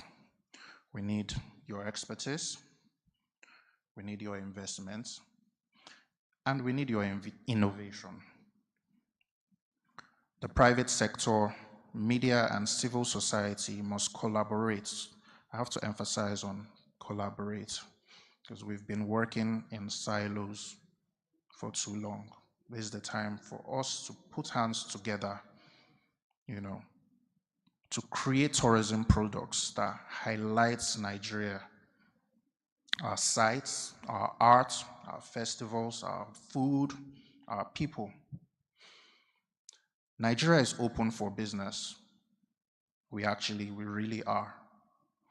We are implementing policies, seeking incentives, and creating a conducive environment. Tourism starts with guardians of our heritage. These are humongous. By unlocking our tourism potential, we're not just boosting our economy, we're sharing Nigeria's story to the world. Let us transform Nigeria into a world-class tourism destination, showcasing the warmth of our smiles. We're all so serious. Let's smile. Let's smile. We have to showcase that to the world. The richness of our culture, our festivals, and the beauty of our land. Thank you. So much. Thank you so much. A round of applause. Please stay on stage. Please stay on stage, because we're going to be having some persons come up there to take some photos with you to ensure that we're able to capture this moment and we're able to save this memory. Thank you so much, sir, for that very brilliant keynote address. So we'll be calling a few people upstage to come take photographs with the Special Advisor Technical. I'll be calling on Mr. Paul Kavanagh, the General Manager of the Wheatbaker Hotel. Please make him feel welcome with a round of applause as he comes upstage, please. Thank you. Mrs. Ime Udo, the Honorary Special Advisor to the Executive Governor of Akwa Ibom State on Tourism, please. Also, Mrs. Iyaduni Atinuke Gbadebo, the Director of Sales and Marketing, Eco Hotel and Suites, please. Mr. Ademola Oduwole, the Global Branding and Tourism Development Strategist, former advisor to government of Fiji, Tanzania, and Mauritius. A round of applause, please. Thank you.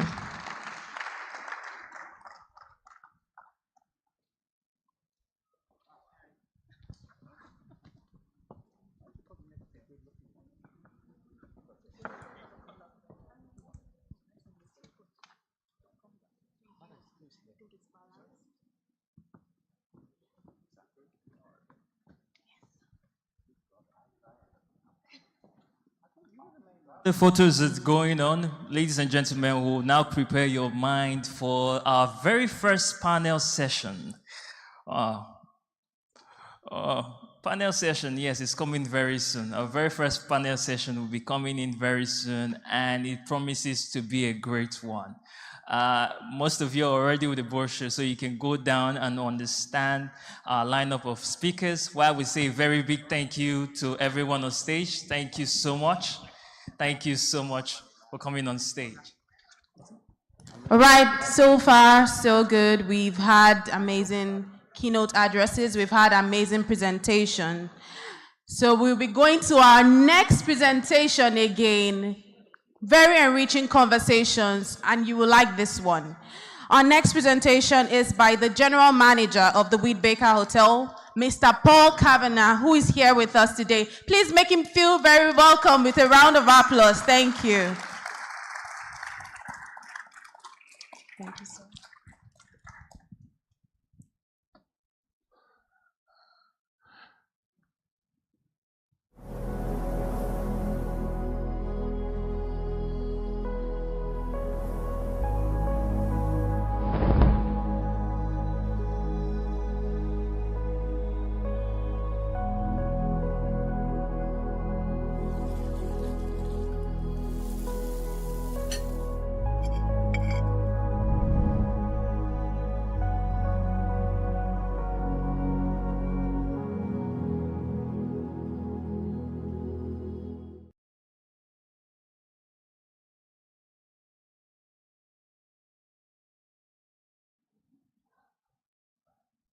Ugo, remove that thing immediately. Seriously, this is not about the Wheatbaker. So, good morning, ladies and gentlemen. Sorry for the weird start. My name is Paul Kavanagh. I'm the general manager of a hotel here in Lagos. Few people spoke before me, so I need to do a couple of corrections. To the Honorable Minister's representative. On Abudu Mountain, you don't do that for the clouds. The clouds are down here. You're above them. The most magical place in the Federal Republic. And I am totally biased. Okay? Secondly, we heard a very passionate presentation from Echo. But the young lady's gone, so it kind of spoils this moment. But you can all tell her what I did. So at the Wheatbaker, one of the things we do every year is we look after those who need a little bit more help. And we throw a party for orphans. Last year's party was off the scale. This year, however, because the young lady told me the price is 30,000 naira per child, to come to Echo to have a fun day. So wherever she is, I'll buy 100 tickets.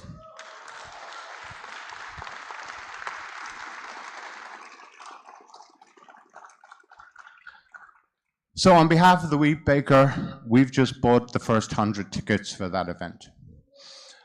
Okay, take that ugly face off screen.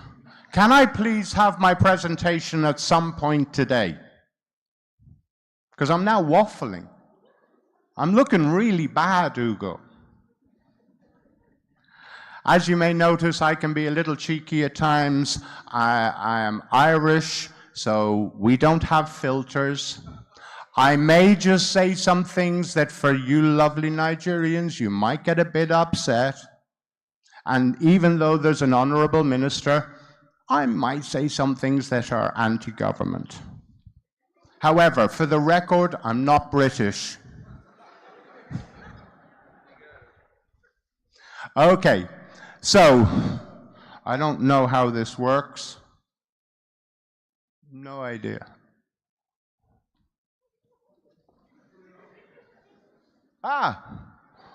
Okay, so when they asked me to do this, I wasn't very keen. I don't like talking. I don't like being center stage. I'm a very low-key person, right? Believe it or not. And I wondered, and I asked myself, why? Why are they asking me to come and talk about unlocking the potential of the tourism industry of Nigeria? Because let's face it, I'm just some Oyibo coming here, getting paid in dollars, having a great life, living the high life. Why do I care? But that made me think.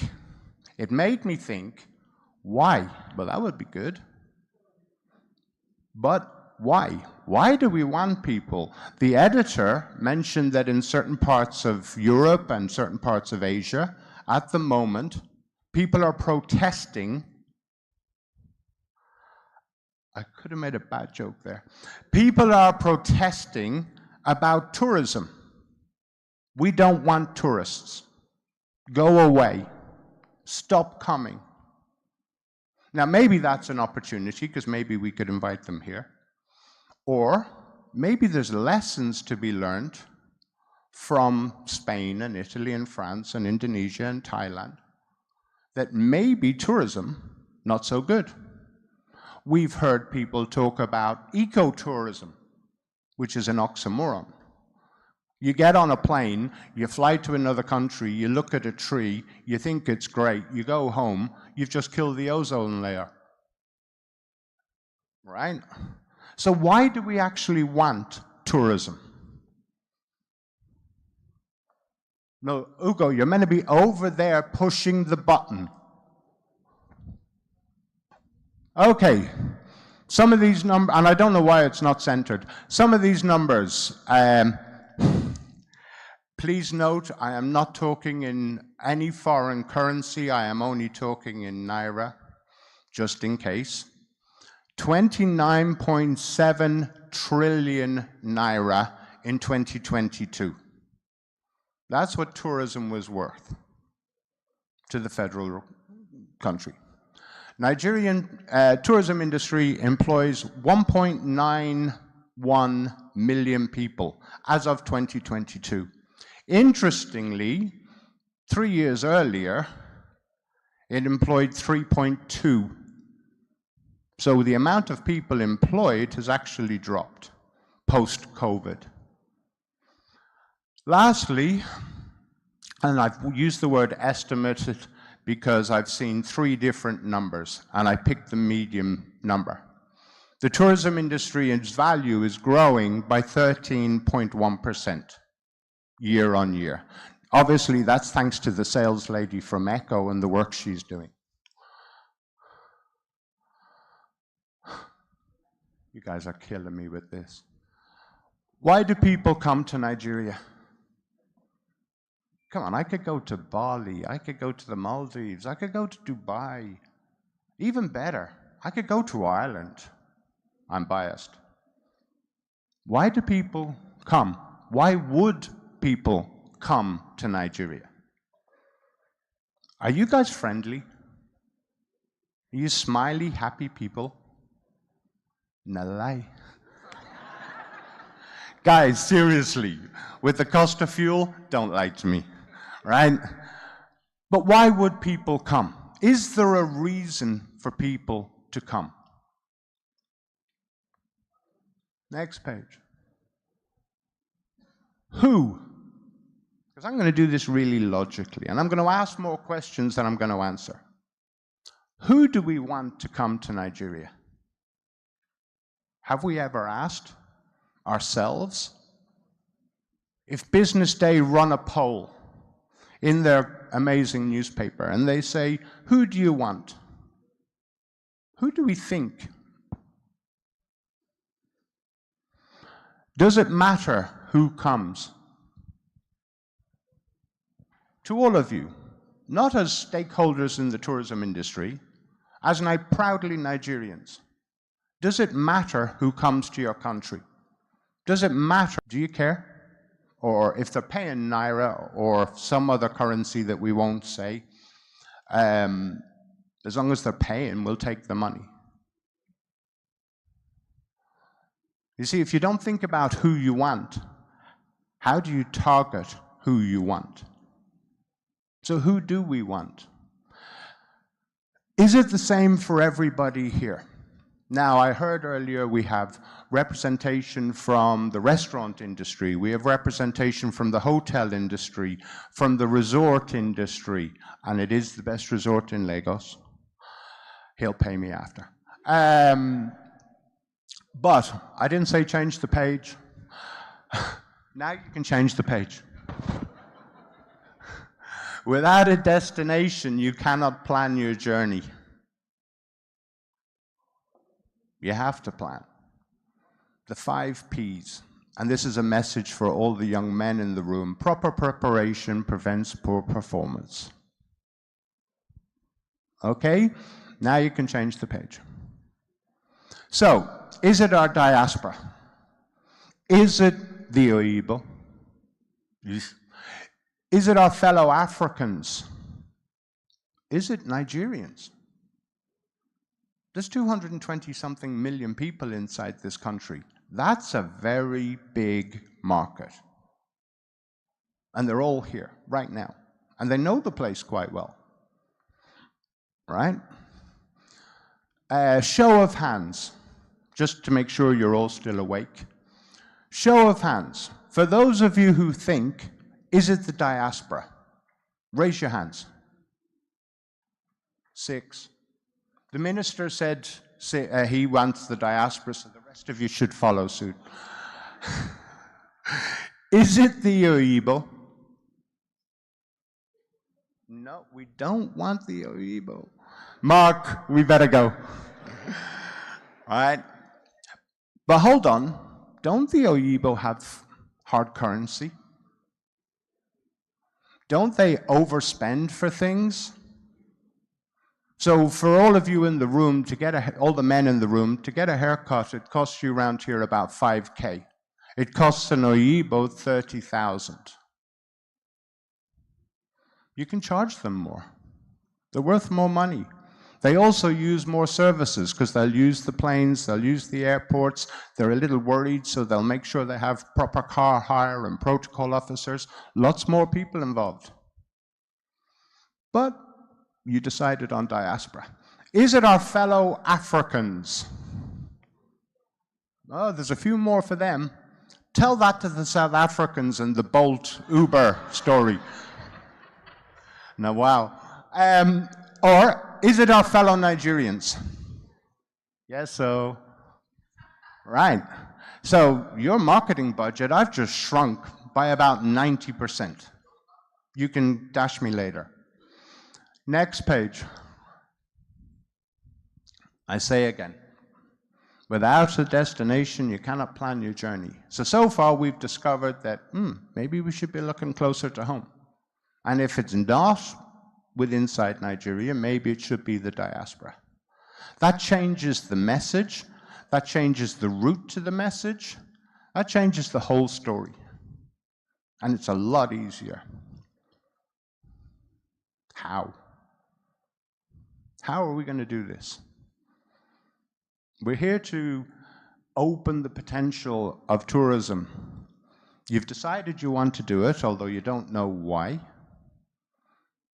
But let's look at how. What have we got? What do we need? What have we not got?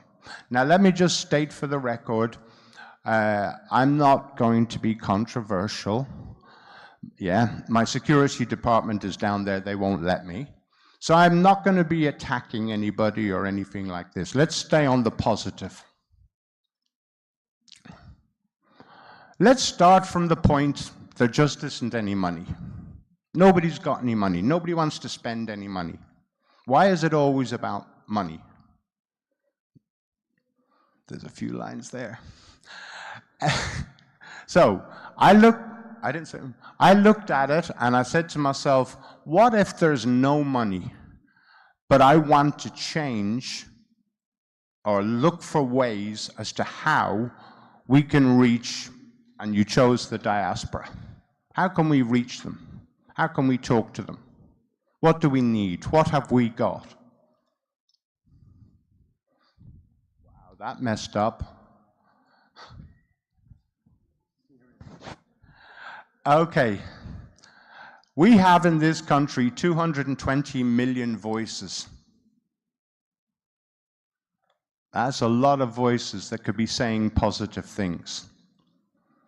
We have, and I don't understand it, we have two kind of different tourism bureau boards, whatever they may be called. Each one of them has a website, one Tour Nigeria, the other NDDA. And if you go and look at those websites, they're pretty cool. They're not bad. One of them has a brilliant thing where it translates into pretty much every language on the world. So it's talking to the world. That's pretty cool. We have private sector income to Nigeria, and unfortunately, I can't read those numbers. But it's about 24 million Nigerians are on TikTok. And it's about 18 million users on Instagram, 5 million users on X, and our biggest one is Facebook. And it's like 50, 60 million on Facebook. That's a lot of voice. Imagine if they had a positive story to tell the world about Nigeria. Amongst yourselves, you can talk about, I don't know, fuel. You might talk about fuel, right? You might talk about the cost of bread, the cost of transport, whatever. But imagine if to the outside world we were talking about something a little bit more positive, right? I know the next one's going to be messed up too. Yeah. Anyway, what do we have? Some of these have already been mentioned and a few haven't been. History, culture, nature, people, music, Nollywood, food, fashion, festivals, events, art, nightlife, stories, diversity, UNESCO sites, and a really good beach resort just outside of Lagos. That's 4 you owe me, right? So we have a lot of a story. We have a lot to tell the people. It's pretty cool. The result of it, we talked about a couple of countries around the world that are very good at tourism. I think France was referenced. The #1 country in the world for tourism is the United States of America. The #2 is Japan. There are 208 countries on that list. Does anybody want to guess where Nigeria comes?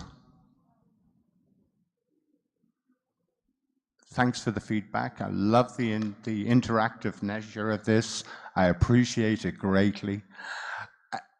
Nigeria is number 68. That's not bad, though. Yeah, there you go. We got the. Keep going.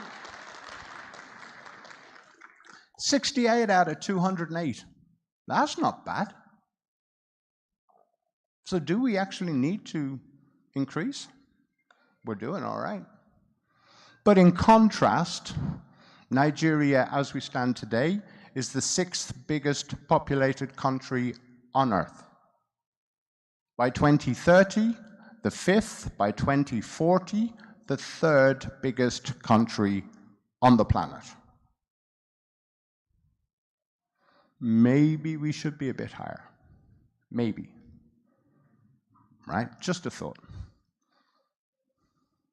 Okay. He who hides his disease cannot be cured. So that's my way, using a local African proverb, of saying, perhaps this is the bit where I might just ask some awkward questions, especially of the minister.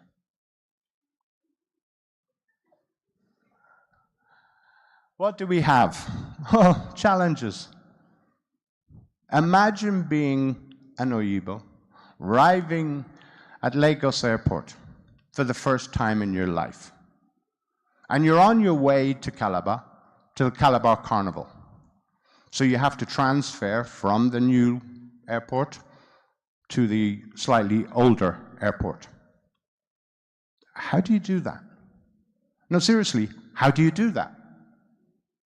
It's a genuine, I'm curious. How do you do that? Oh yeah, you walk along the street, down the road, round the corner, across the other thing, and if you're lucky, you pick the right one of the two. Welcome to Niger. And don't worry, there are a lot of people around to help you.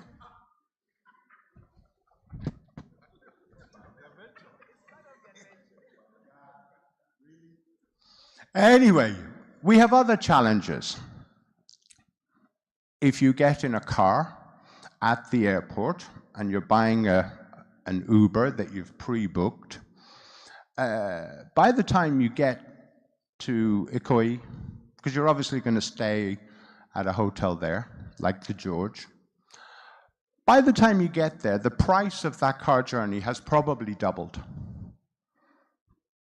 Okay, that was a bad joke, right? You have other challenges as an Oyibo when you arrive here. Because all that happens is all you guys keep telling us about how scary this place is, and how security issues this place is, and how dangerous this place is. You keep telling the whole world how bad you are. Interesting sales tactic. Now, I'm Irish, and I'm of a certain age. I'm probably the oldest person in this room. I grew up in Ireland in a time we called the Troubles. And during the Troubles, we had more bombs, kidnappings, shootings, blah, blah, blah, blah, blah, than you guys have had, including the Civil War. We had a bomb on a daily basis. Belfast, Derry, London. We then exported our terrorism to London, and we blew that up. So we're well used to that. But the difference was, no hotel ever closed its doors. No venue closed its doors. We just kept going. We didn't highlight it to the world. We just, there's a party to be had. Let's go and have a drink and a party. We highlight our challenges a lot. Why? How does it benefit in context of how do we develop the tourism in Nigeria? If we only talk bad things, that's the message we send. And yes, there are challenges. I think about 10% of my staff couldn't make it to work today because they couldn't get on a bus. There was no buses on the mainland to come to the islands. There's challenges. What do we not have here? Facilities. Now, the Honourable Minister's representative spoke about Abudu. Okay, so I'm formally the general manager of Abudu Mountain Resort. I spent 2.5 years on the peak of the people's paradise. I am proudly Calabar, right? I'm totally biased. And I don't believe any Nigerian should ever leave this country until they've visited Holy Mountain once in their life. You are not proudly Nigerian until you've been and you've sat on Holy Mountain. You cannot go to church until you've sat on Holy Mountain, because it is the closest place to heaven on this land. And because I'm proudly Calabar, I haven't heard Calabar Carnival being mentioned, so I have to give it a plug. All right? However, we don't have an international conference center. We cannot host events like the International Bar Association. For those of you in the restaurant industry, imagine what it would be like with 25,000 lawyers from every country on earth staying here for 5 days on full expenses. There's not a restaurant seat available for anybody for that week. There's not a hotel room empty for anybody. There's not car hire available for anybody. So where is an international conference center in Lagos, the most powerful city in Africa? Nairobi just opened a new one. They've boosted their tourism industry by 24% just because of that one facility. We have a little thing called Echo Atlantic, bunch of empty space just down across the road. Why aren't somebody, now I'm not encouraging government. Yeah, I'm absolutely not. No, honestly, don't go near it. Because we want it to work.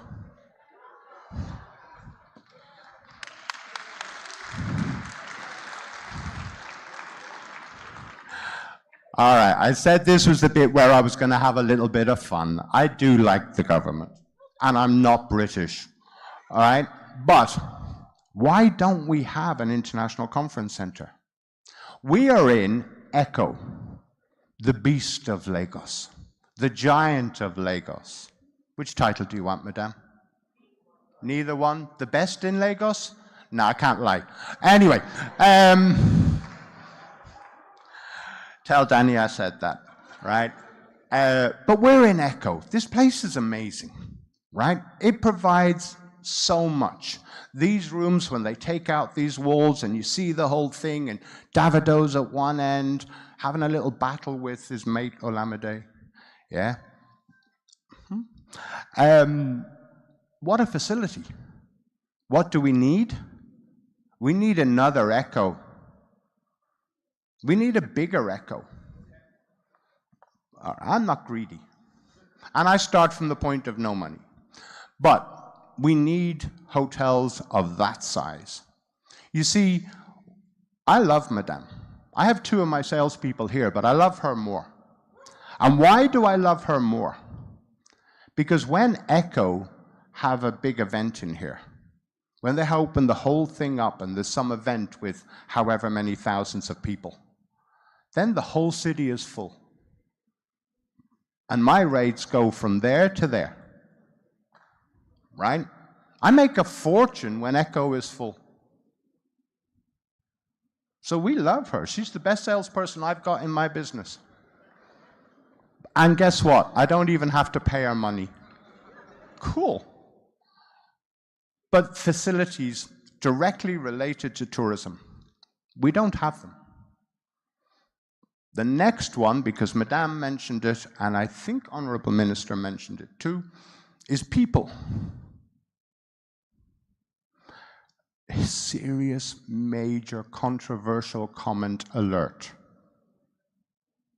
Nigeria, the biggest country in the world without either a full-time hotel management school or catering college. So please, don't talk about the people. We don't have them. Fact. Right? Next page before I get deported. What the hell is that? Well, that killed it, because basically that image is meant to be logos from other countries around the world. In this corner, it's Visit Rwanda. Visit Rwanda. That is everywhere. Clear, concise message. The end one is something called Fulshire, Ireland. I'm biased to Ireland. So it says, welcome to Ireland. Clear, concise message. Can anybody tell me what Nigeria's is? Like, what is our symbol? You have magical Kenya. That's up there too. It's the middle question mark. Right? But what is Nigeria? Fascinating Nigeria. Wow, somebody Google it. I've never seen the image. Right? But what is our clear identity? What is the clear message? Oh God, there's no point bringing me my laptop. He just wants to make sure everybody knows he's here. Yeah? The champion, the lion is here.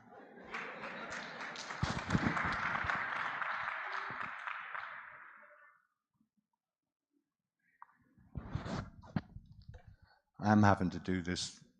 Anyway, so a clear identity. Remember, if you know what your plan is and your destination is, you know how to communicate to them, right? I don't think the next slide's going to work either, but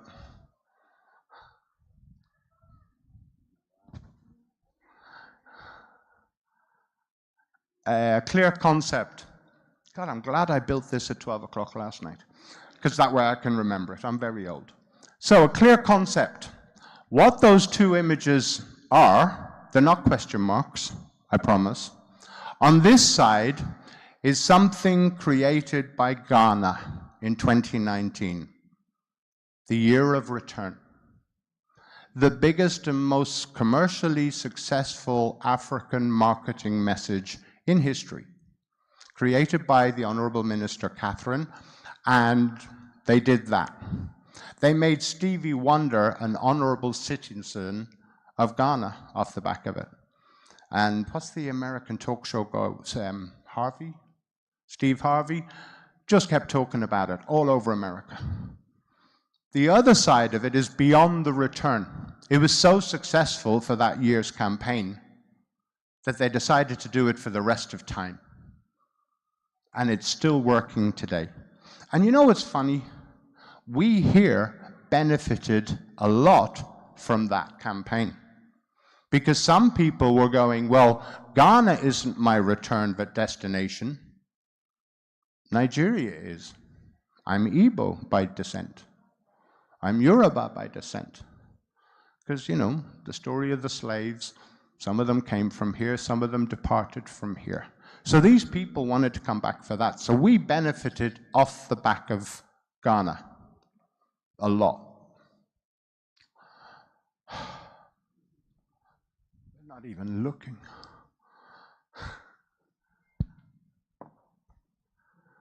Okay, that slide is slightly distorted.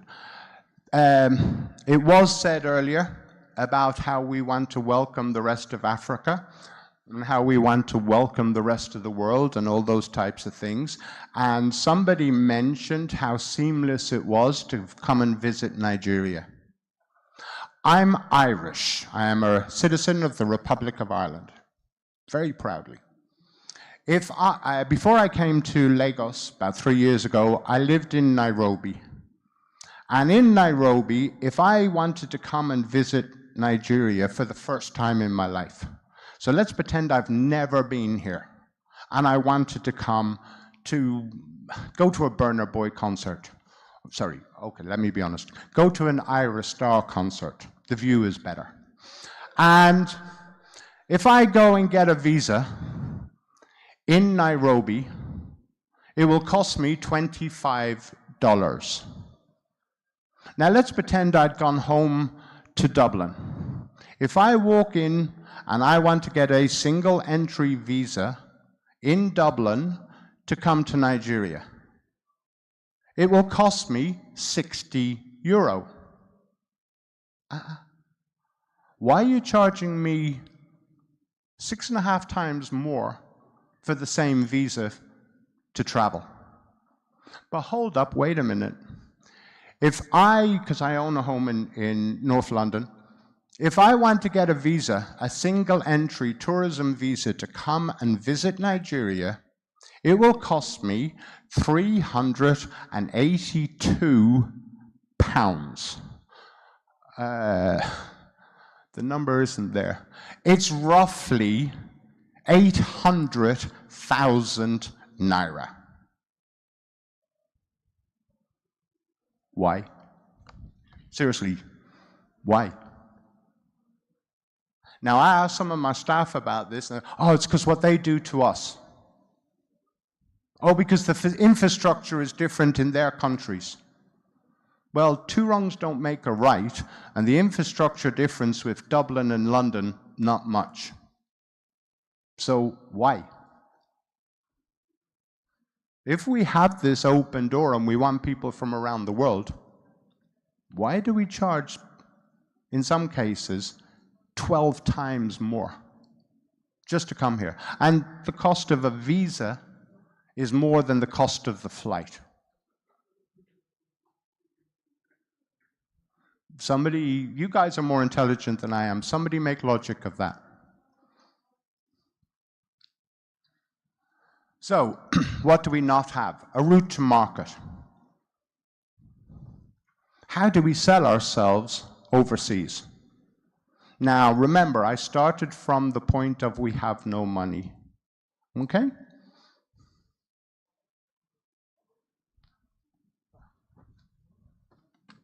All right, I'm going to wing this. Can we just kill that until I tell you to change pages? What is our route to market? Well, once we've decided what our market is, once we've decided why we want to get that market, Once we've decided what it is, oh, please take that off. Can you put the echo video back on, please? It's nicer than the last image you just had. I don't mind, right? So, a route to market. How do we talk to the world? And what do we talk about? We mentioned the numbers of social media. And funnily enough, we saw a little example of the power of Niger social media down in South Africa recently. Really good. But we have a lot of voices. But what voices do we control? Or what message are we giving those voices to share? We have an amazing, huge social media presence. And it's just going to get bigger. So the amount of Nigerians on social media goes up by about 140% every single year. We're growing. It's huge. We have, and unfortunately I don't have an image of it here, the Tourism Bureau has a really nice website. And on that website it talks about Bauchi, it talks about Taraba, it talks about Cross River, it talks about Lagos, Abuja, etc. But there's one thing it doesn't do that I do not understand. It doesn't sell a single product. Why are you walking away from all of that money? Now you might think, well, no, nobody does that. Unfortunately, with the disaster of my presentation, I was going to show you something called Visit London. I was going to show you something called Visit Dublin. Visit Dublin generates revenue of 9.7 million euro every year in selling other people's products. But there's no booking engine connected to the two federal government websites. Why? Now, for no cost, free, bookings.com will power that for you. It's called white labeling. Hotels.com, Expedia, will power that for you free of charge. But even better, and I don't know if there's anybody here, why not give it to Waka now? And let's keep it in-house. We don't need to give it to Oyibo, let's keep it here and give it to Waka now, and they can power it.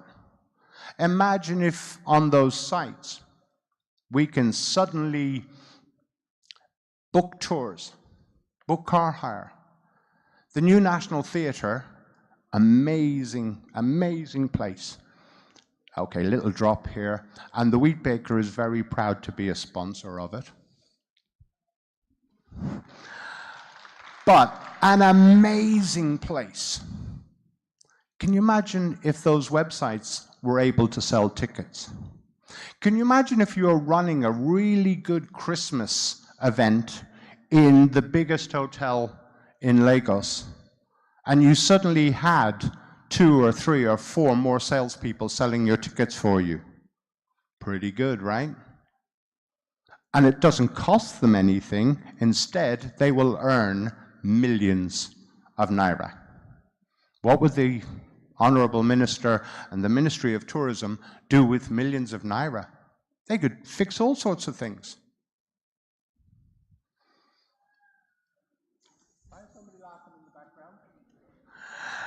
No, it's not that. She's laughing at the fact that I didn't finish that sentence, right?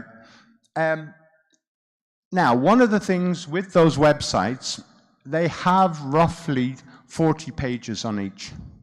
Google doesn't like websites like that. Google likes websites that have fresh content, constantly updated fresh content. So imagine I'm going to be, for a moment, Oyibo for president. So I'm going to be the president, and I'm going to mandate to the minister, I want you to talk to every state in the nation and demand from them 10 pages of content every single month. From now on, while I remain president, yeah, every state puts forward 10 pages. 370 pages of new content every single month. What happens with that new content? All of our social media people start sharing it. The states can run into a competition. Which area gets the most traffic? Who's the most popular visited state? And you have a little bit of a challenge. And you give them a reward of 10 kobo at the end of the month, whoever wins, right? Because you've made so much money. So you're developing content, you're creating a story, you're communicating that story with the entire world. We're not focused on the obvious states of Nigeria like Lagos or Abuja, or my biased favorite, Calabar, right? We're talking everybody, northeast, south, and west, no bias, filling content, telling stories. Now you guys will know the stories better than I will. Does Nigeria have good stories? You have deep in your history some amazing stories. Celebrate them. Again, I reference to the fact that I'm Irish. We went through some problems for a few thousand years. We were enslaved 240 years before the first black person left Africa. Right? So we know about this stuff. We have shared history. What do? We throw parties for it. And we don't care whether you're this one or that one or that one or this one, because we're all Irish. And we celebrate it. You have all these incredible stories, and keep in mind, you're only like 800% bigger than us, right? So you have all these stories. Celebrate them.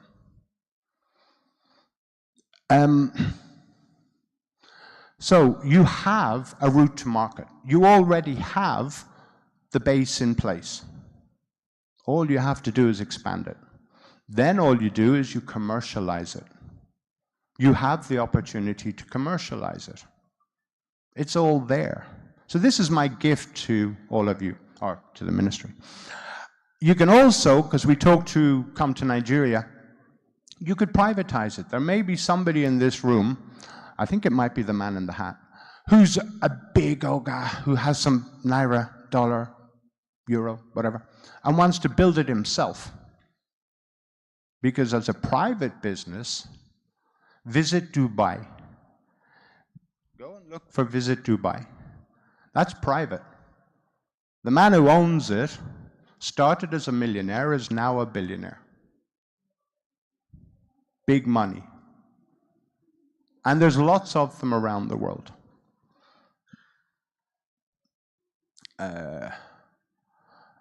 All right. That's too early. Can you go back?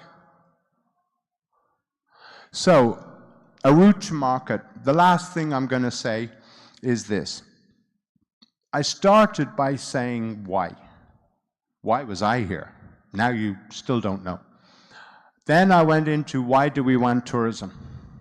And there has to be a good reason.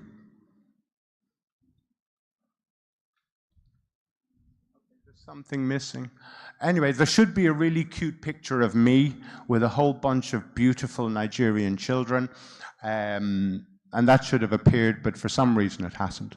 42.5% of Nigerians are under the age of 15. So we do the math. That's 90 million reasons why all of you should open the potential of tourism. Because what does tourism ultimately do? It changes perceptions. Does anybody in this room want to guess what the perception of Nigeria is, let's say in the United Kingdom? What do they think of you? Wonderful people, especially the princes who keep offering us $500 million. We like them. But seriously, what do they think of you? Do they think of, well, they keep billing you as corrupt, and yet look what they did during COVID, right? They go and look online, they look at their newspapers, they look at their media. They don't hear so many great stories. So one of the things with tourism, when somebody comes and they meet you for the first time, what happens? They change their perception. Hold on, these people are... Okay, my staff, don't tell anybody I said this. These people are quite nice. Yeah? They're quite friendly. They've got some swag. They dress incredibly. Okay. They can dance. Always a good sign. They like to party. The food is pretty cool. Nowadays in London, there are more full-fledged Nigerian restaurants in central London than there is in Lagos. They're everywhere. And a little plug, if you're ever in London, the #1 is Patanga, and the chef Inky is great. So they're just giving me a note going, shut up. That was subtle. If you'd worked my screen, I would have finished half an hour ago. Now I'm going to do a Q&A. No. So the absolute reasons, we have a lot of more people coming. We need to find jobs for them. A lot of jobs. And tourism is one of those things that has a lot of positives. It has the positive of changing perception. It is economically incredibly valuable. But we shouldn't kid ourselves. At 3.7% of GDP, we are not important. We don't have a voice at the table. Nobody's going to listen. Until we're at 10, 12%, then they'll listen. They have no choice. Right now, they don't. So relying on government, possibly a waste of time. Making it happen for yourself, possibly a quicker answer. There is a last thing that says Q&A, but obviously I'm not.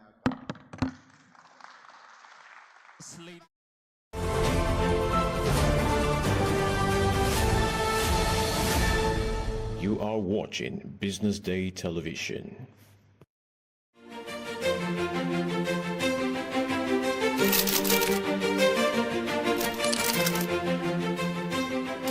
I am, of course, a great admirer of the impeccable credibility, professionalism, and business savviness of Business Day.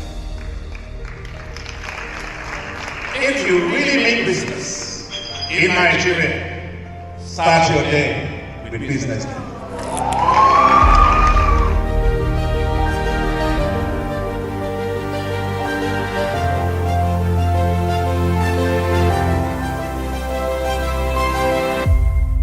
Business Day is West Africa's leading provider of business intelligence and information, delivering premium content across diversified media platforms, including online, mobile, and print.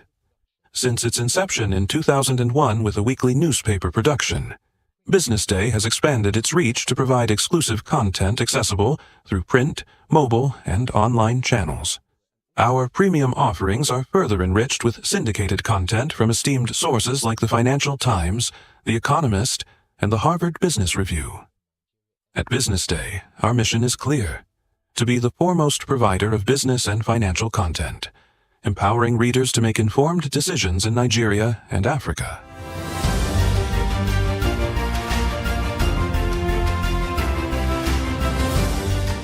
Since our establishment, we have been committed to delivering insightful, relevant, and accurate information about Nigeria's business and finance environment, while contextualizing the impact of global events.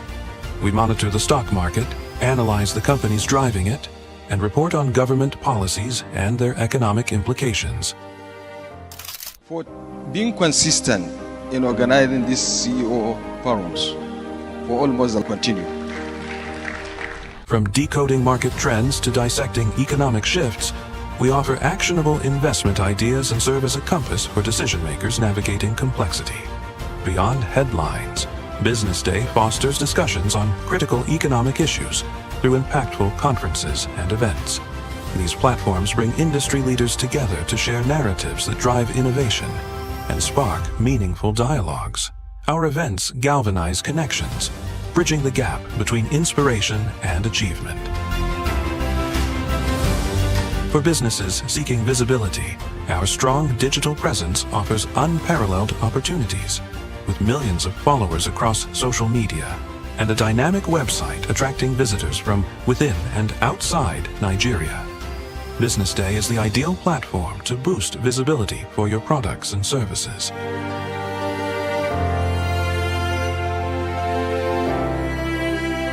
If you're looking for in-depth analysis and expert opinions on Nigeria and Africa's business landscape, Business Day is your guide.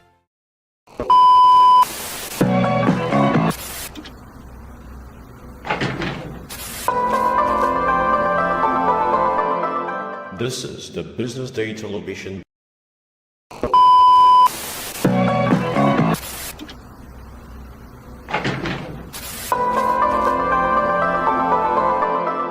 This is the Business Day television broadcast.